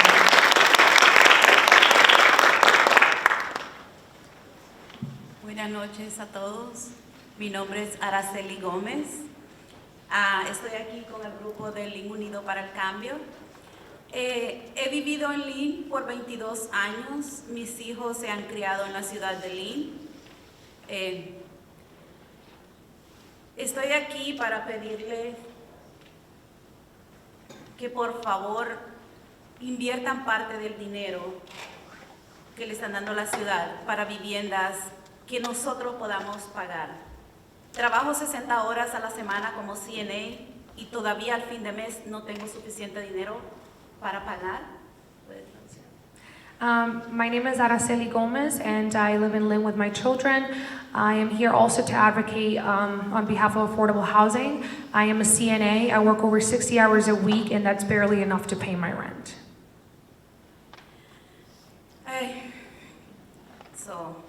Es lo que todos estamos diciendo. Necesitamos que por favor nos ayuden a construir viviendas que podamos pagar las personas que trabajamos mucho y fuerte.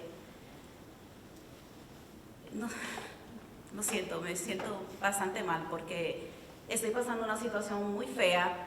Ahora mismo estoy pagando en un apartamento de 2 habitaciones $1,800 y el dueño me acaba de decir que le va a aumentar $1,000 más al apartamento y me siento como en el aire, no sé dónde voy a terminar porque no voy a poder pagar todo ese dinero.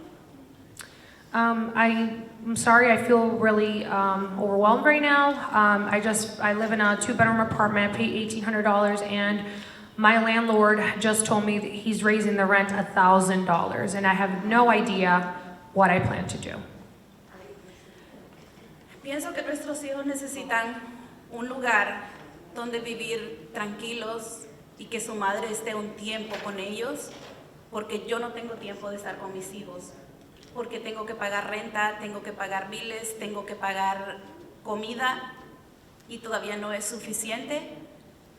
Por favor, construyan viviendas que la gente que trabajamos mucho podamos pagar con ese dinero que van a darle a la ciudad.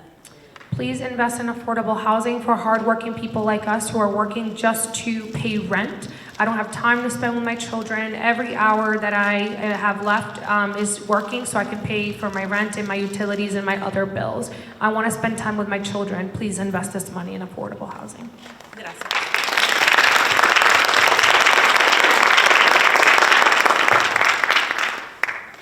Hi, my name's Eileen McGivney. I'm a resident of Ward 4, and I'm also here with Neighbor to Neighbor. I'm a member of the Neighbor to Neighbor group. And I want to highlight kind of 2 priorities I think are really important. So the first has to do with education. I know there's been a lot of talk in the current plans about school buildings and infrastructure for schools, but I think that as a result of the pandemic, we're seeing that teachers and students are really struggling still in the classroom and with learning and mental health issues. So I would definitely support any programs like catch-up education programs, additional learning specialists, social workers to come into the school and kind of think about the services and the learning environment.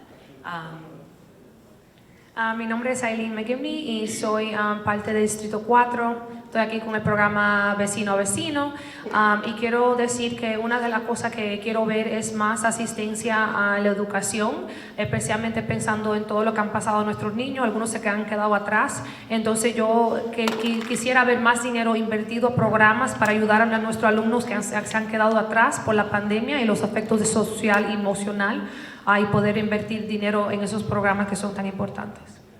Thanks.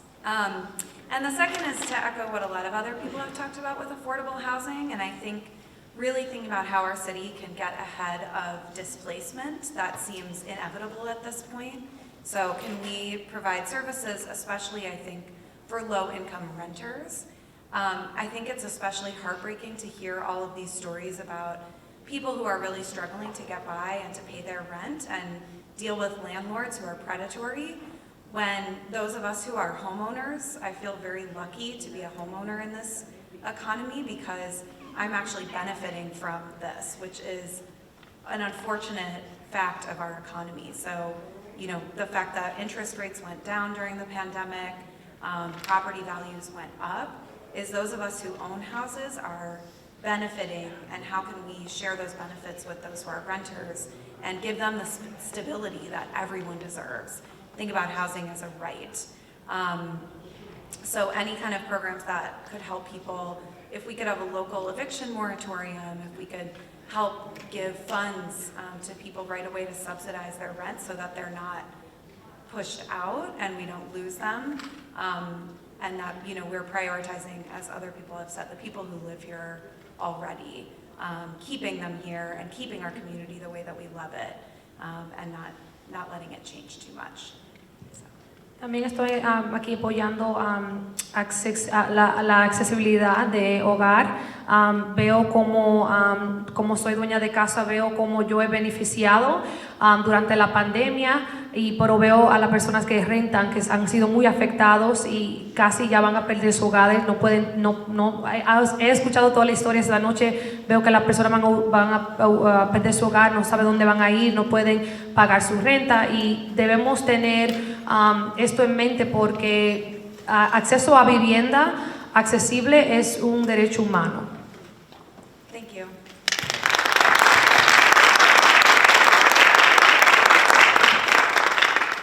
Hi, my name is Natasha Meji-Madri. I am a mom of 5, and the reason, so when I moved to Lynn in 1998 from Dorchester, and I moved from Dorchester because the rent was just too expensive. And now, here we are, all these years later, and it's like living in Dorchester all over again, where the rent is just ridiculously too high. So I'm a mom of 5, and I also have a grandson. And my daughter's looking for an apartment, cannot find an apartment. And although I really love hanging out with my grandson every day, I would like my daughter to be on her own. And it's just impossible for her to find something that she can afford. So for me, the #1 issue is affordable housing in the city of Lynn. So many people that I've heard from are feeling like they're gonna have to leave Lynn because it's just become so ridiculous as far as like rent.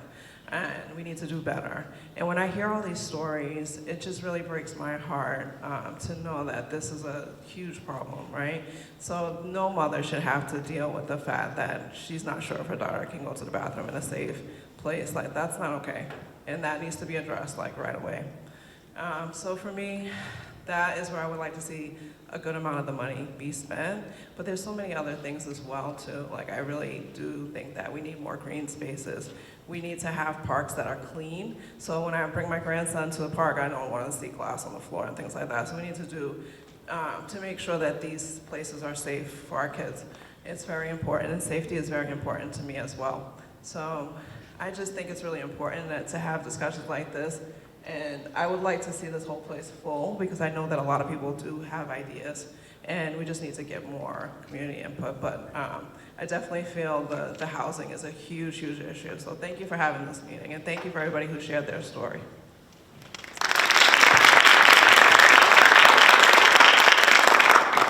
Me llamo Natasha y también soy una madre de 5, y mi hija ahora mismo no puede buscar hogar porque está todo muy caro, y entonces sí quiero también conectar con toda la historia que se habían compartido y decir que estoy también de acuerdo que necesitamos más viviendas más baratas.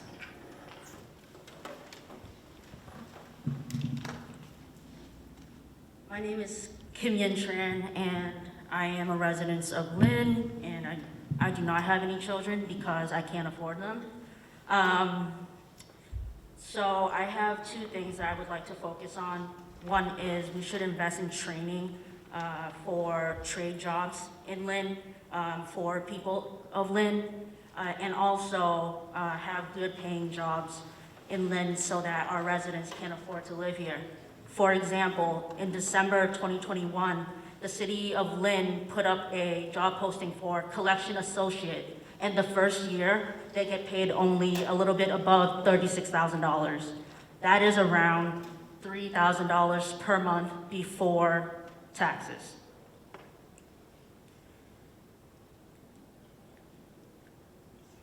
If you go on apartments.com right now,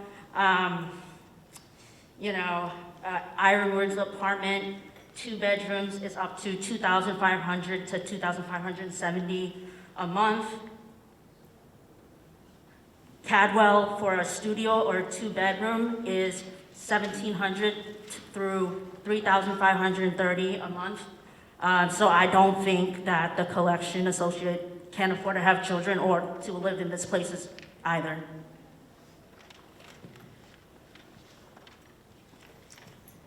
Hi, my name is Kim.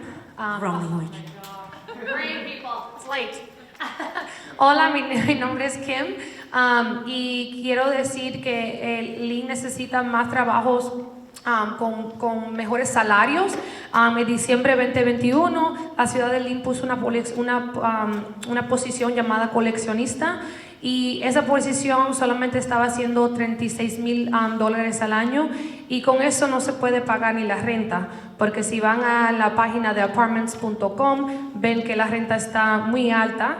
Entonces con esa posición, esa persona ni puede vivir aquí en Lynn y tener un apartamento porque sería muy caro para ellos. Entonces también tenemos que invertir en más trabajos aquí que tengan salarios que las personas puedan vivir en Lynn. So for training for Lynn, it should be available to adults, young adults, and at any age, because single parents need help, but also single adults need help. Single elderly people need help, especially without any family to lean on. Therefore, we must focus on getting away from the red tape of all of these conditions that people need to meet before getting help. Don't wait until someone is on the streets to tell them that, they can be on a wait list for 5 years. So the residents in Lynn who live in Lynn, grew up in Lynn, who have children that go to Lynn public schools deserve to live in Lynn with dignity and safety. Safety, especially in the pandemic, where we cannot control who is safe and who is not when you are living in an apartment shared with 3 families and you are trying to keep yourself safe and your family safe. Necesitamos invertir más en nuestra comunidad aquí de Lynn y invertir en más entrenamiento para trabajos, para que las personas aprendan nuevas habilidades para poder conseguir trabajos con buenos salarios. Tenemos que invertir en la comunidad porque estamos aquí y también debemos en verdad pensar en seguridad y qué significa seguridad si vives con extraños en tu propio hogar. ¿Qué significa tener seguridad? Eso no es vivir con dignidad. Displacements and unhoused population in Lynn is not an impossible problem to figure out. I can tell you about a couple of empty apartments right now that no one is living in. So we really need to have the government, the local government, really support the Lynn people. Tenemos las soluciones en nuestro alcance para poder proteger a las personas que no tienen hogares, las personas que ya casi van a terminar en la calle. Antes de llegar ahí, tenemos recursos, tenemos las habilidades de poder arreglar estos problemas. No es algo que no se pueda alcanzar. Lastly, Cadwell, the building over there, has a slogan that says, "Your city, your story." How many of the residents are here tonight that live in Cadwell? El building ahí que está en la calle Monroe, el Caldwell Building, tiene un tema o un dicho que dice: tu ciudad, tu historia. Pero ¿cuántos aquí vivimos en este auditorio? ¿Cuántos vivimos en ese building? Entonces, ¿de quién historia están hablando? So, I'm advocating for permanent affordable housing in Lynn for Lynn residents and to keep the generations that will come to stay in Lynn and make it something that their prior parents, grandparents have made it today. Thanks. Más viviendas accesibles para los residentes de Lynn que siempre han estado aquí. Pardon me, I too don't want to have my back face to everybody. Don't want to drop this. First, I just wanted to echo a few of the other sentiments and concerns that people had mentioned regarding the affordable housing. But I think during even Jared's campaign, he mentioned and emphasized on creating pathways for home ownership. I think this may be an opportunity to allocate some of those funds so more renters don't have to continuously deal with slumlords. I'll just say it. Of course, there's some great landlords, but that disclaimer shouldn't even have to be said because we know the conditions of a lot of low-income apartments in Lynn. So maybe instead of the first, last, and security, whatever is required to come up with getting a really subpar apartment, maybe that could be matched with some funds from this to go towards a down payment on a mortgage or on a home. The other one that was a big concern, somebody had mentioned this, I just don't know if they want me to mention their name, so I'll just go ahead and say that. If there's any way for some of these funds to go towards supporting organizations that are helping undocumented citizens become citizens in Lynn, so that way they don't have to deal with the fear of coming out into the community and showing up to events or showing up to meetings and things that affect them. Maybe some additional funding to help offset the cost of becoming a citizen. There's, of course, all sorts of challenges with that, but funding certainly seems to be one of them. The other concern that I had was in reference to the lack of attendance tonight.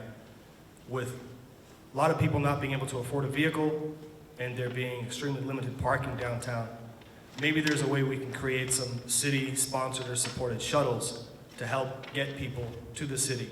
So organizations like Lynn United for Change or Neighbor to Neighbor, I know that they're offering rides to support people. Maybe we can get the city to support some vans and some buses to get more people here that want to be here. And lastly, something that I think relates to all of us, where we turn to when our mental health or even physical health are part of this component, the music. So I would like to see more money go into music, public music, because that certainly improves the mental health and can also improve people's physical health. So I'd like to see also funding go towards supporting artists from Lynn, musicians from Lynn, the talent here, to bring their art into the public space, and even in meetings like this. Because as I was sitting here in the silence, I couldn't help but think how nice it would be to hear maybe a piano or a saxophone or some sort of music, maybe even a local DJ. So I'd like to see more support for the arts, and I think encompassing all the things that everyone talked about tonight, we'll see a whole different culture in Lynn. But yeah, thank you for your time. I'm gonna try, Justice. You didn't stop. You didn't give me a minute. Estoy muy de acuerdo con la cosa de las viviendas, pero también es importante que invirtamos fondos para las personas que quieren ser propietarios, que tengan esa habilidad de ser propietarios, especialmente cuando algunas personas están pidiendo renta, la primera renta, la última renta, un depósito. Cuando ustedes hacen la matemática, es un depósito para una casa. Entonces también quieren que haga educación para eso, para poder, si quieren ser propietarios, para tener esa oportunidad de ser propietarios, y invertir en esos tipos de programas, invertir en esos tipos de dinero y acceso a esos fondos para lo que quieran hacer eso. The second thing, Arts and culture. But I think I may have forgot a part, if you could also add this, about events. I think that some funding should go towards public events, because that's another way to get the community together. And more often than not, whether it's a festival or a fair or a public market or a block party, that's a way for people to engage in not only city officials, but local residents and local organizations they didn't know about before. So if the engagement's not coming from meetings like this, maybe infuse some funding into public events that arts and culture organizations could access, as well as individual artists, if they don't have fiscal sponsorship or they don't have an organization, but to just be able to organize a block party on their street or designated streets, maybe in the arts and culture district. But more events to get us together, I think that's a step towards improving our mental health. También creo que necesitan más fondos para organizaciones que están trabajando con nuestra comunidad y personas que no tienen documentos. Entonces también habiendo oportunidades para tener fondos guardados para eso, para ayudar a las personas que quieren tener documentos o también convertirse en ciudadanos, para tener esos fondos accesibles a personas que quieran hacer eso. Entonces ayudar esas comunidades y esos programas, esas organizaciones que están haciendo el trabajo ya. También más invertir en los artes, ¿verdad? Me gustaría estar aquí y oír un piano mientras estaba esperando, oír música y invertir más en los artes. Y los artes es como, estamos hablando de música, estamos hablando de eventos públicos que nos traigan todos juntos, que podamos hacer diferentes cosas juntas, que no se pierda la importancia del arte y cómo el arte une a la comunidad.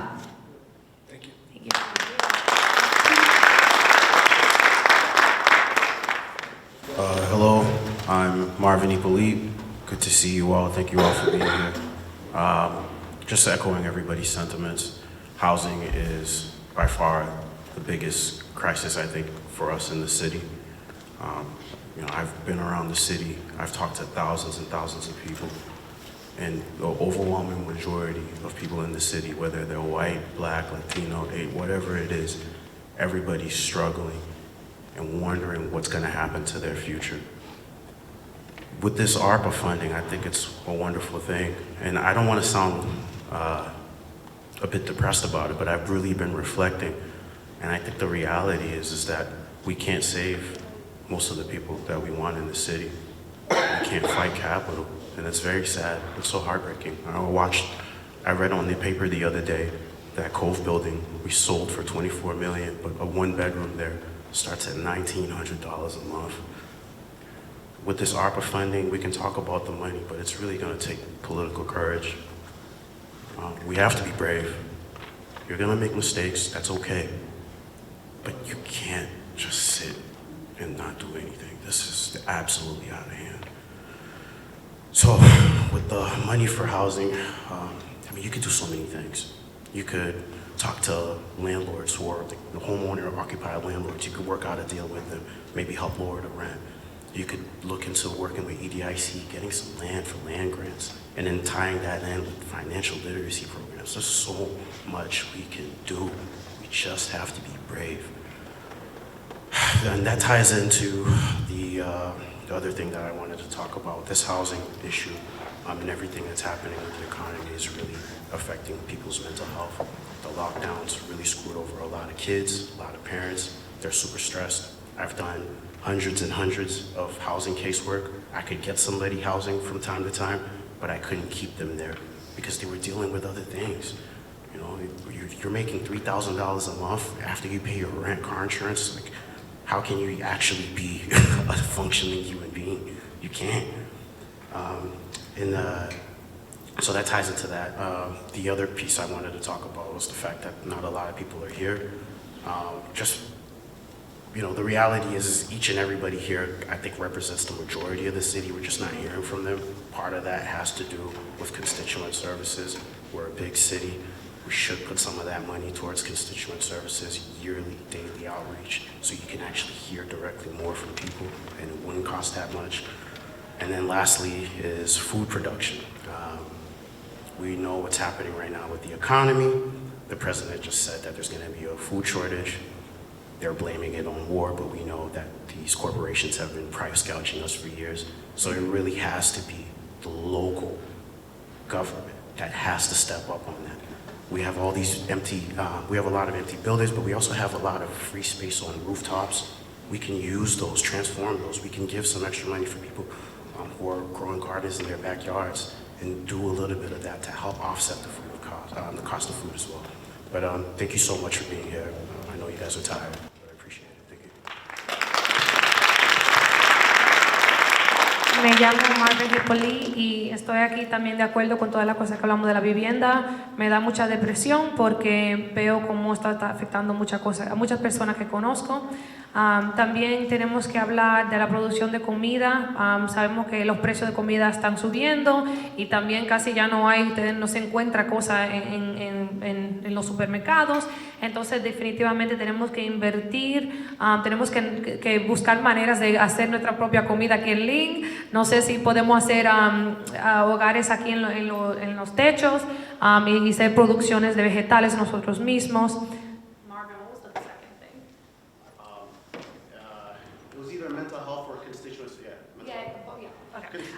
También invertir en nuestra salud pública es muy importante porque la salud mental también sufrió mucho durante la pandemia, entonces eso es muy importante. Y estoy muy triste por quien vino aquí esta noche. Este auditorio debe estar lleno, entonces también invertir más en comunicación con la comunidad para que se aparezcan cuando hay cosas aquí que pasen como están pasando esta noche, que este auditorio esté lleno. Hi everyone, my name is Gabe. I'm with Neighbor to Neighbor. I just want to echo what Marvin said in terms of the fact that I've talked to so many folks knocking doors in the past year who are going through the same problems as the stories that folks have shared tonight in terms of housing and the cost of rent being way too much for anyone to afford, especially folks who are working at minimum wage, and that's a lot of folks in Lynn. And I just want to say that we need solutions that are not just, we need to build more affordable places that are really deeply affordable, not just affordable for folks who are mid-level, but people who are having to work multiple jobs. But we also need to work on the stuff that's out there right now. We need to work with small landlords to make sure that they can not have to keep raising rents, that they can stand up against the pressure from corporate landlords that continues to force our city's rents to go up and up and up, and people to leave, and people to have to work this many jobs. Me llamo Gabe y también estoy aquí para hablar de la vivienda y el problema que está pasando con vivienda. También necesitamos también hablar con propietarios porque ellos a veces no es que quieran subir la renta, pero también tienen presión de las corporaciones que trabajan con ellos. Entonces también hay que invertir para educar a los propietarios que siguen subiendo la renta. And also, we need services, and we need to implement these things in ways that are accessible, in ways that people can really, get to. Things like Raft are incredible and really important, but sometimes it's too long. People don't have that much time necessarily, or it's not enough, or they can't even find an apartment that the support from Raft, funding will even help. Or people wait, like folks have shared. I know so many people who have waited for years and years and years on the Section 8 waiting list, and are having to leave the city now, and their kids are in the schools and they have friends, and there's nothing the parents can do. They have to leave. So I think I'll pause there. One last bit. Entonces la información también para vivienda accesible también tiene que ser información que no se tome tanto.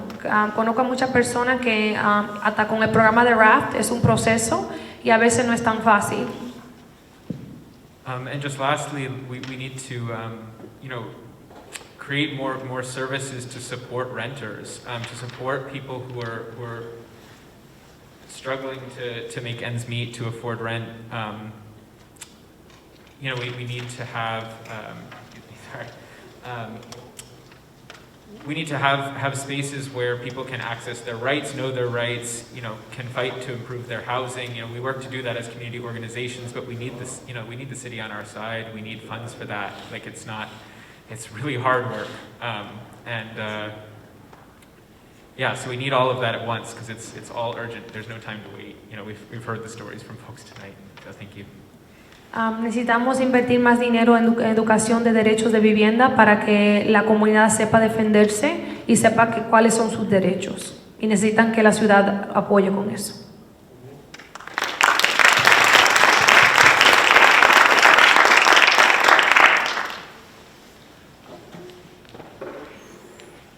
All right, good evening, folks. My name is Daryl Merkinson. I do represent the Community Minority Cultural Center in the City of Lynn. But let me just start by saying this. I'm not going to belabor the issue or the point that everyone's been making tonight about the need for affordable housing here in the City of Lynn. I must say I agree with that 100%. Because if you're talking about someone having housing or just sheltering itself, that's one of the fundamental human needs that anyone has. If you don't have a roof over your head for yourself and your children, everything else is secondary to that. You must have shelter. And we can't do that if it's not affordable to people. Not just low income, but something that people can actually afford, given what people make here.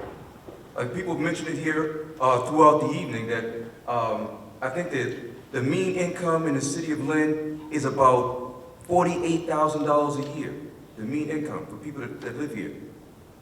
The poverty level or the poverty line is like $39,000.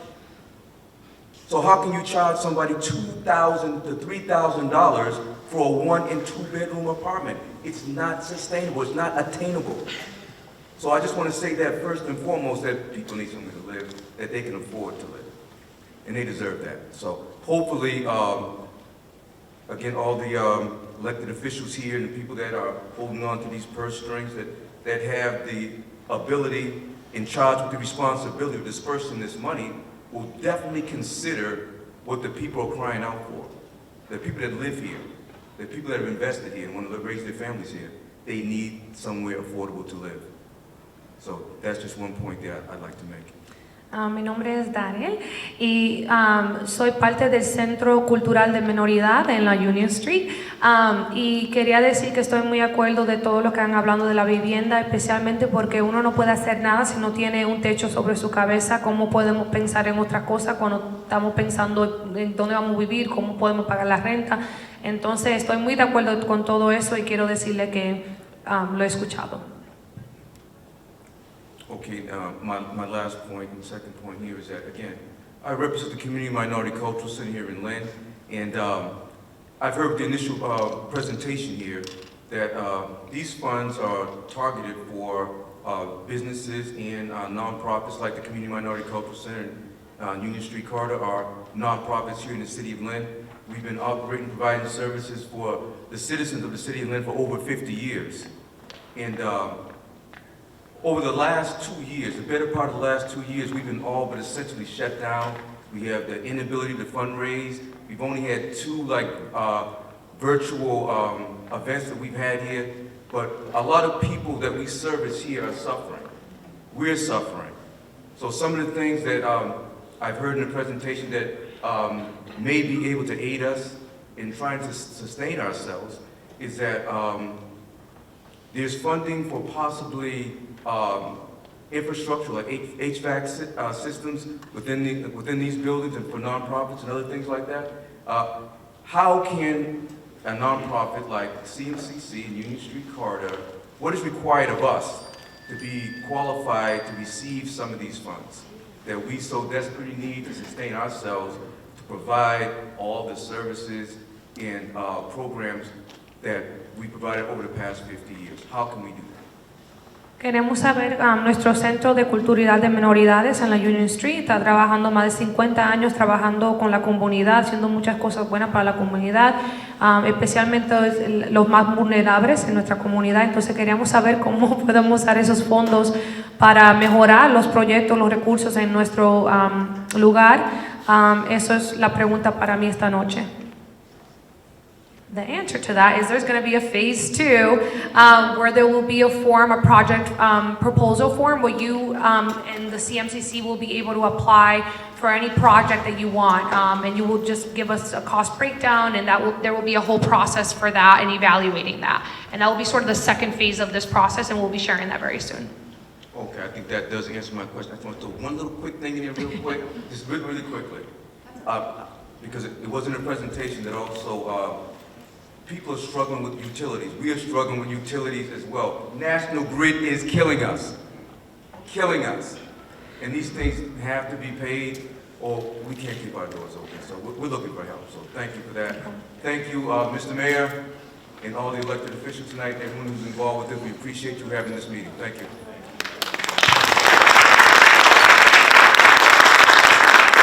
I'm just going to say, bueno, le voy a decir a la persona que estaba hablando, me tengo que excusar porque tengo que buscar a mi niño, así que no puedo traducir pero Isaac se sabe defender, así que Isaac puede decir su cosa, lo que va a decir, pero me tengo que excusar porque tengo que buscar a mi niño. Entonces, disculpen, gracias por todo y le paso a este señor. Good evening, ladies and gentlemen. My name is Gordon Ryan. I'm a volunteer for Neighbor to Neighbor. And one of the things, yes, is affordable housing, but what can this money do for like the special needs that cannot work, like families cannot work because they have special needs children?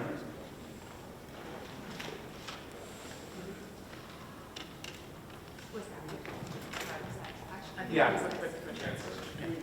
Sí, además las viviendas asequibles, las necesidades especiales para nuestros estudiantes. What can it do? How would they go about getting the funding? Like I know phase 2, but a lot of families are not coming up. They don't know. We need to post it on a lot of sites like Facebook and stuff like that. Sharing the information. Mm-hmm. Well, that's kind of what we're here for and here to talk about is sharing of information. So what we're looking for you as residents and things like that is if you know of the link, the Arper link, share it with your friends, your family members, people in your groups, in your networks, to take the survey so it can help make those decisions moving forward when we get to the project phase. So right now, those surveys are really important in order for your elected officials to hear what the community wants to spend this money on. So if anyone in this room hasn't taken the survey, take it tonight. You have until the 31st, but so it's fresh in your mind and you've heard all these conversations, just get a step ahead, take it tonight, and then post it on your Facebook page and say, take this survey, it's important for our community. This is what's going to drive the change in your community. You know, it's not going to change everything, but it's a start. This is a start. Thank you. You're welcome.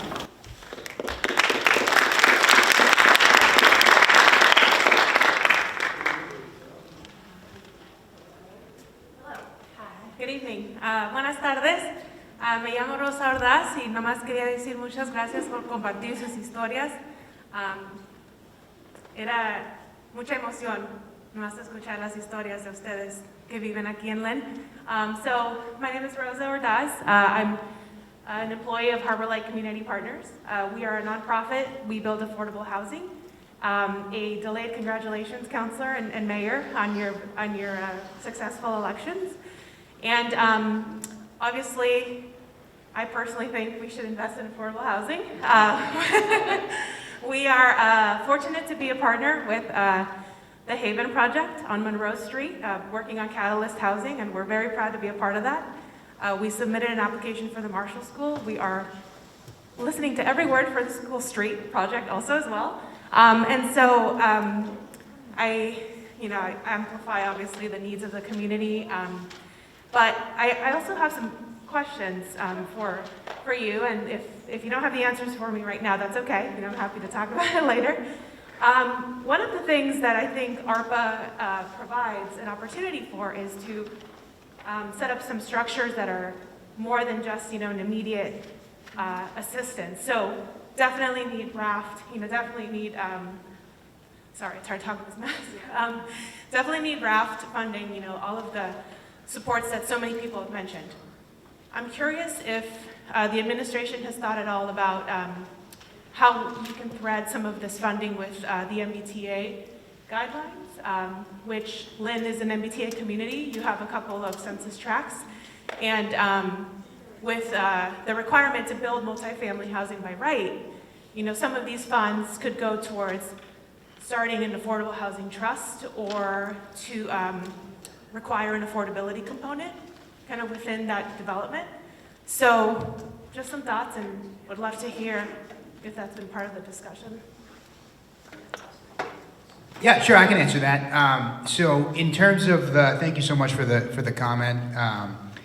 In terms of the Affordable Housing Trust and the requirement for affordable housing, yes, we are planning to do that, and that was one of the main requirements of the Lynn Housing Production Plan. So I strongly recommend to review that plan. We're in the process of implementing that. We have a working group in the city of the various departments that are working on that, along with Lynn Housing, and then it's kind of an external group of stakeholders steering committee. We're going to be making a presentation in April to the Lynn City Council, our colleagues there, to give them an update about that work. The working group that we have is represented on the council is represented in our working group by Councilor Buzzy Barton, who we've been working with, and we're really excited to be pushing that forward. So one of the recommendations there is an affordable housing trust fund, so definitely want to be working on implementing that. And then another one of the main recommendations is the inclusionary zoning ordinance. And so we're partnering with the Harvard Kennedy School. It's doing a feasibility study on the market to sort of start that process for the drafting of an inclusionary zoning ordinance. And we're taking some of those steps, including reviewing the MBTA communities legislation. So Lynn actually complies with most of those requirements already with the current zoning that we have. We'll have a couple tweaks that we need to make, but that is definitely in process and is definitely a priority.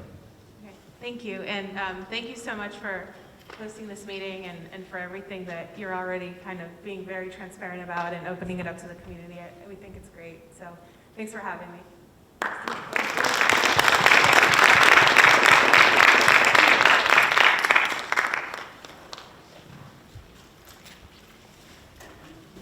Hi, good evening. Isaac Simon Hodes, Lynn United for Change. And I'm sorry the interpreters aren't still here, and I do not have good enough Spanish to say this in both languages. Lo siento mucho que todos quienes pueden traducirnos hasta ahora y no tengo la palabra correcta para estos comentarios, pero en el futuro. Yo te puedo ayudar. Oh, por favor. Okay. Okay, ¿quién le gusta? Okay.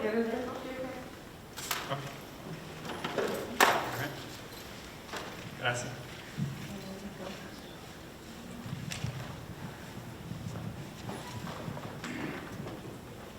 Thank you very much. So first I just want to say I was really struck that I don't think there's one issue that was mentioned tonight that I don't agree is really important to our community. Estoy de acuerdo con que estoy acordando con todo lo que se ha dicho esta noche aquí. But I do think that for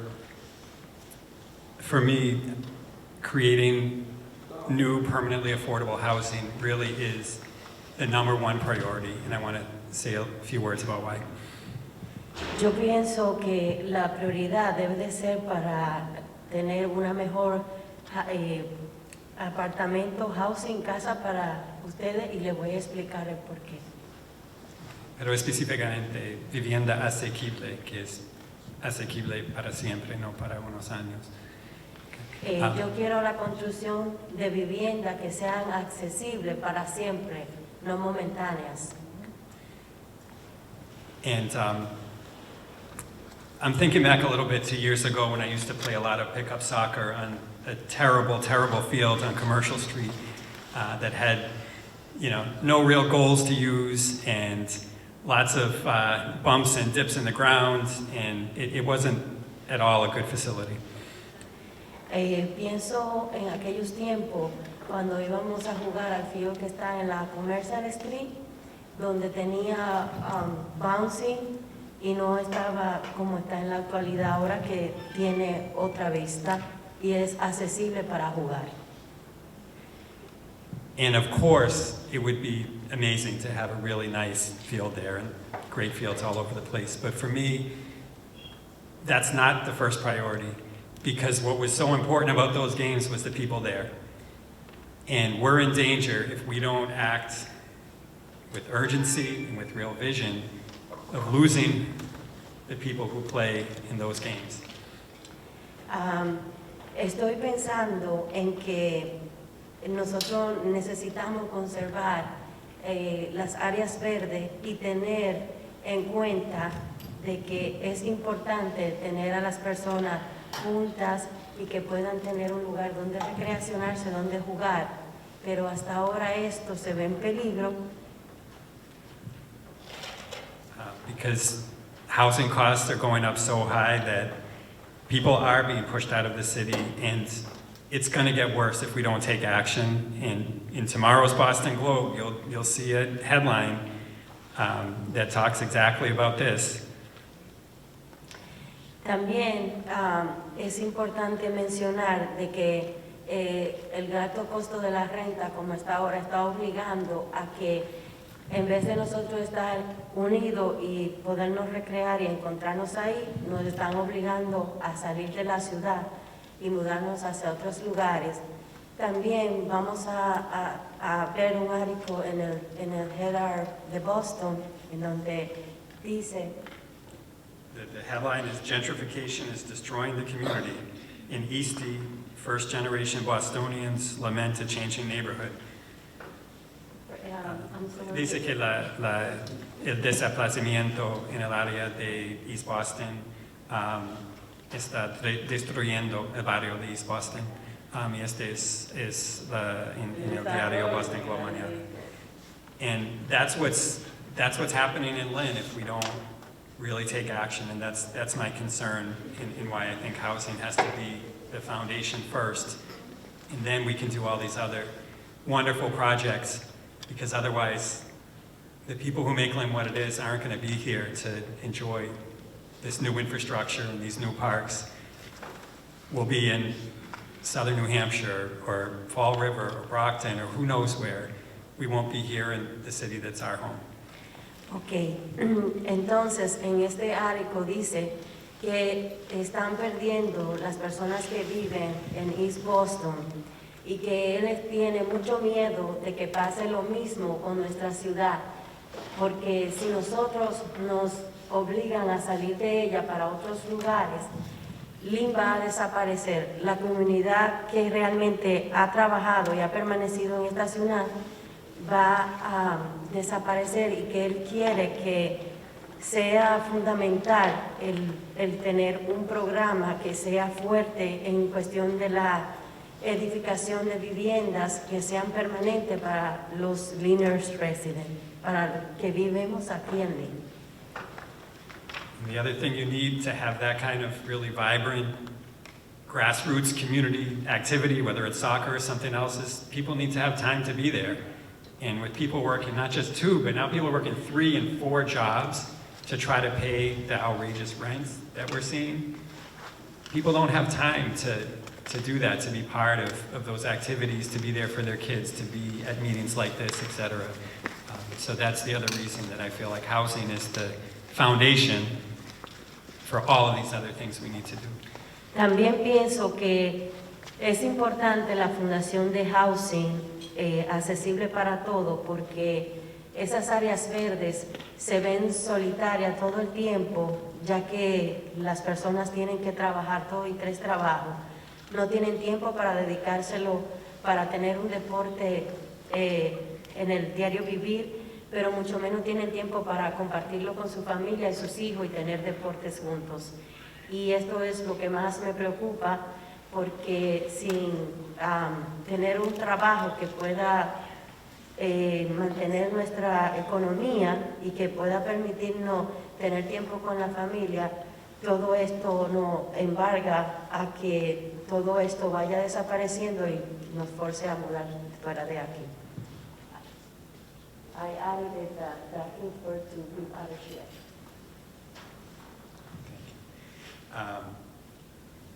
So, you know, I don't think I need to reinforce the impact of housing stability and instability on health, both physical health and mental health.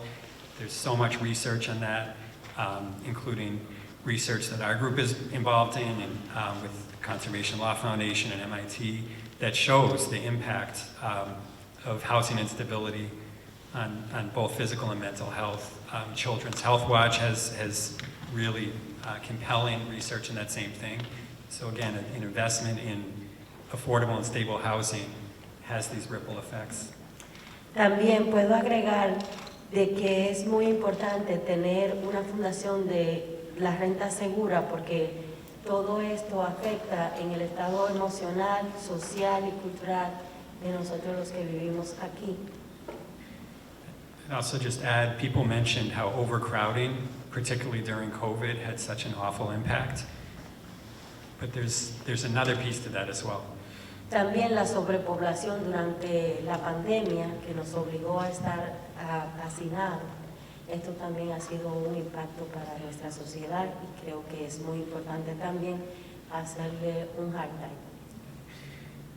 Because people are so terrified of losing, you know, that one apartment they might have found that's just barely affordable, it meant that people were going and putting themselves in danger during the pandemic because of the fear of eviction, right? To get that last dollar, to try not to get behind 1 month on the rent because of the fear, because the scarcity of affordable housing meant that they were just terrified and would risk their health and their life to go out and work even when they probably should have been home.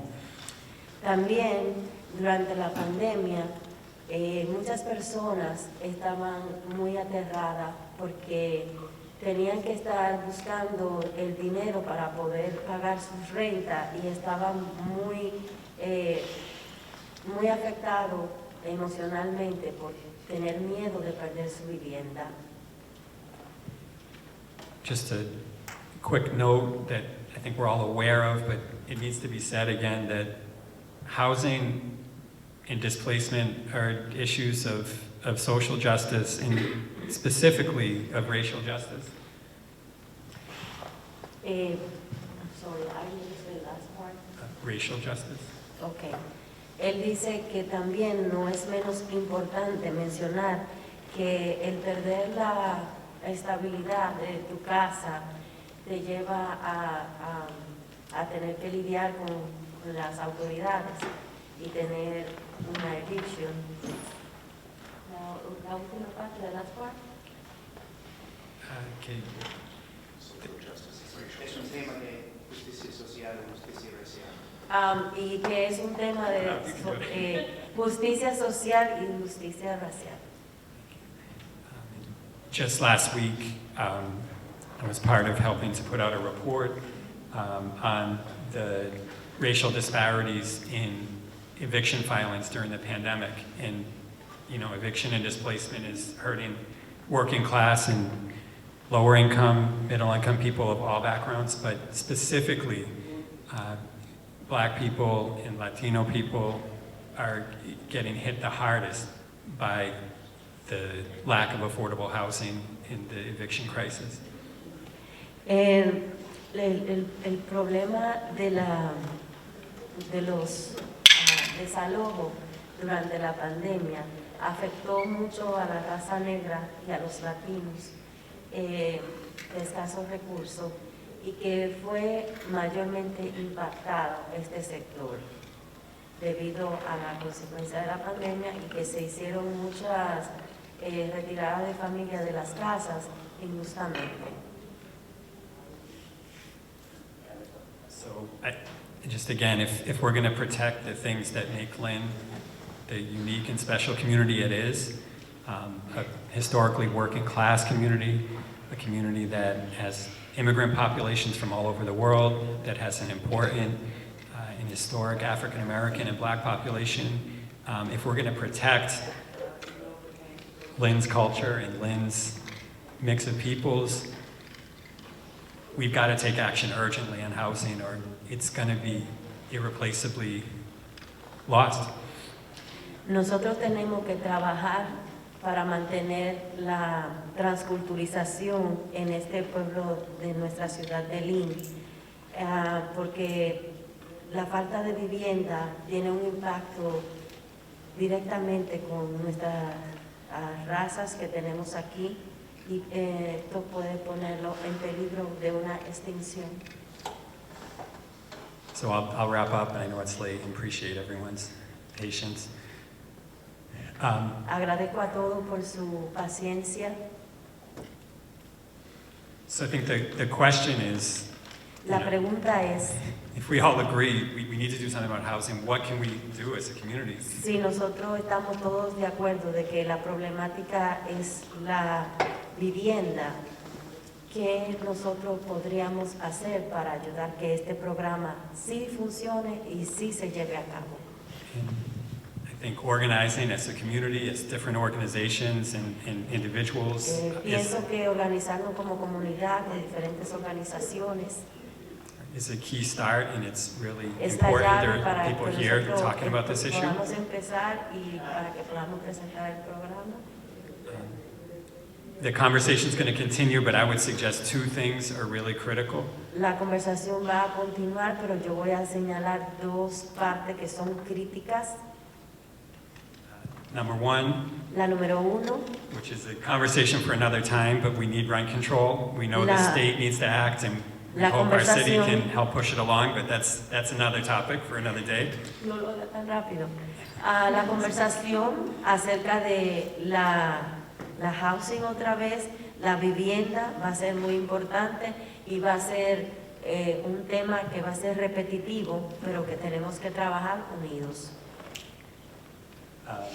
The thing that does relate, I think, more to ARPA directly is we need permanently affordable housing to be created, new units that are not subject to the insane whims of the real estate market, whether it's the worst slumlords who are bad actors, like the owners of 501 Washington Street, which was described earlier, or whether it's people who aren't the worst of the worst, but are getting pushed around by the movement of the market and all the different pieces of the real estate puzzle that are little by little pushing, and then often in sudden jumps, pushing rents up by $300, $400, $500, $1,000 a month.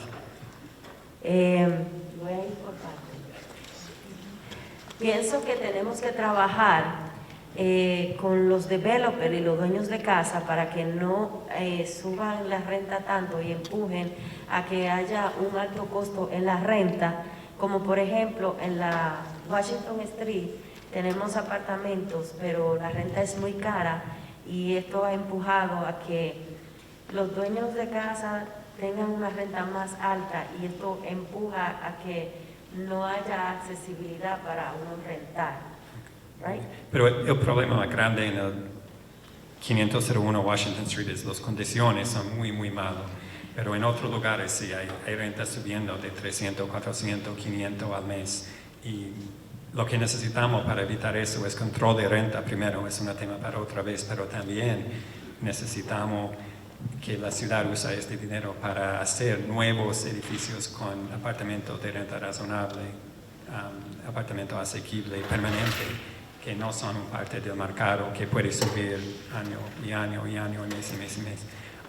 And I would just point, to some examples for us to have the sort of vision and the courage to do it. If you look at Burlington, Vermont, it has a really successful community land trust. That's not just a few units, it's at scale. That was a fight, and it took real courage to put the resources in to do it. And there were other things I'm sure they needed to do as well, but they saw that fundamental need. In Boston, the Dudley Street Neighborhood Initiative, that wasn't supposed to be permanently affordable housing, but a decision was made after a big fight and a demand from the community that they had to prioritize affordable and stable housing there, and that's created a little oasis of affordability outside of the insane Boston real estate market. To go further afield, if you go to what's the city with the highest quality of living in the world year after year, right, it's Vienna, Austria, and a huge part of that is because a very significant portion of their housing is social housing. It's outside the market, right? They don't have these crazy swings in rent. And I think, in Lynn, if we can create, we can't do what's been done in those cities overnight, but this is a unique opportunity to get a little way there, to having some stability that can influence, market housing, because people will have alternatives. Sorry, that was way too much, I'm sorry. Un resumen. Él estuvo diciendo que sería importante implementar el programa que ha utilizado otras ciudades para implementar el costo de la vivienda que sea accesible a las personas que están viviendo en dicha área. Él dice que sería importante tomarlo como modelo para implementarlo acá en Lynn y que esto podría tener un margen de ganancia tanto para los inquilinos como para los dueños de casa cuando hay una estabilidad en cuanto al precio accesible de la renta.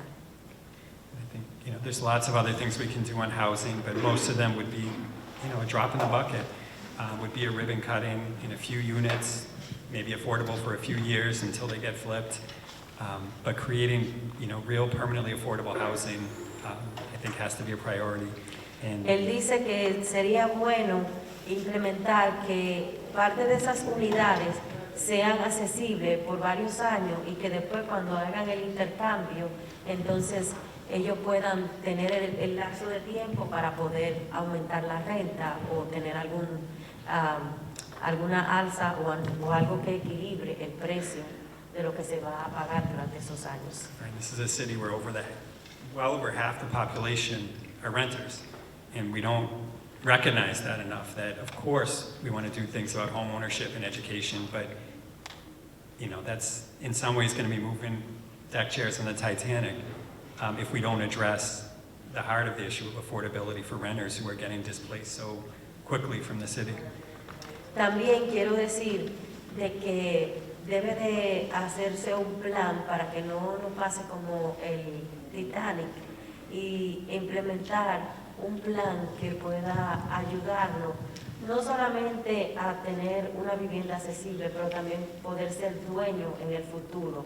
Pero dadas las condiciones del dinero que nosotros tenemos de ganancia de nuestros trabajos, no nos permite tener la accesibilidad para uno poder comprar o ya sea rentar. And I just end by saying I was very surprised that on the ARPA survey, affordable housing was not even a category that people could choose. Estoy sorprendido porque de la manera que se ha trabajado la conservación en nuestra ciudad es pobre y no se ve que nadie hace nada para poder preservar nuestra ciudad y la gente que vive en ella. And I was a little worried that we had misunderstood, so I did look. Estoy preocupado por ser poco entendido. So we looked into the guidelines and the Department of Treasury summary. Estoy mirando las líneas del Departamento del Tesoro. Their summary guidance on the final rule En for donde ARPA dicen las oversight. reglas finales. On page 7 says, En la yes, página affordable 7. housing is 100% an allowable use. Dice que en la página 6 dice que, claro, la accesibilidad a una casa es muy importante. So, it feels like an oversight, but it's something we can still rectify. But I think, it's clear that, not just in the people that are in this room, but around the city, it's the number one issue people are talking about. And Este es el primer punto que debemos de tocar. And I hope that the city can, seize this opportunity Y creo que la oportunidad es ahora para que la ciudad pueda trabajar. and be visionary in creating, permanently affordable housing that'll really be the Que sea foundation for everything visionario, else que we need pueda to do. crearla. The last word, what do you say? Visionario y crearla, y la otra. To create affordable housing as the foundation. Ok, que la creación de viviendas accesibles sea la fundación principal para que nosotros podamos establecernos en esta ciudad y ser una comunidad fuerte. Muchas gracias.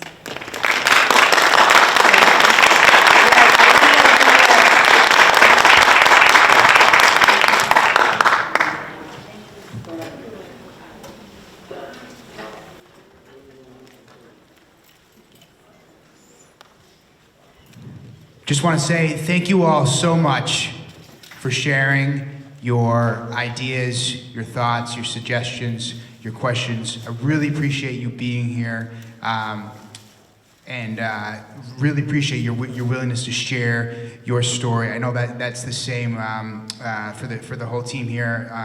Our diversity, equity, inclusion officer, who translated for most of the evening, had to leave, but and that goes for, and thank you, Sandra, for your help.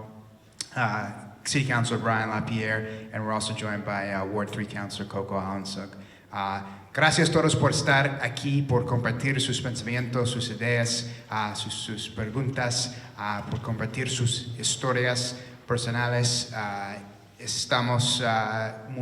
Agradecemos mucho su tiempo, que ustedes están aquí para compartir, y quiero reconocer nuestro concejal para la ciudad, Brian LaPierre, y para el Distrito 3, Coco Alansug. Como mencionamos al principio, estamos en un proceso para recibir sus pensamientos y vamos a tener otras oportunidades para proyectos específicos en los meses que vienen. Entonces espero que podamos seguir en contacto y ustedes pueden seguir compartiendo estas oportunidades con sus redes, y vamos a hacer todo lo que podemos para asegurar que utilizamos esta oportunidad en una manera que beneficia la comunidad en una manera muy fuerte. So we look forward to continuing to work with you. There are going to be other opportunities, as we mentioned, over the course of the next couple months to stay involved, to keep, particularly to be submitting more detailed project proposals as we go forward. And we really want to do everything we can to get this right and make the best decisions we can with your help in participating with the community, so that we can really make the most of this opportunity. Thank you so much for being here.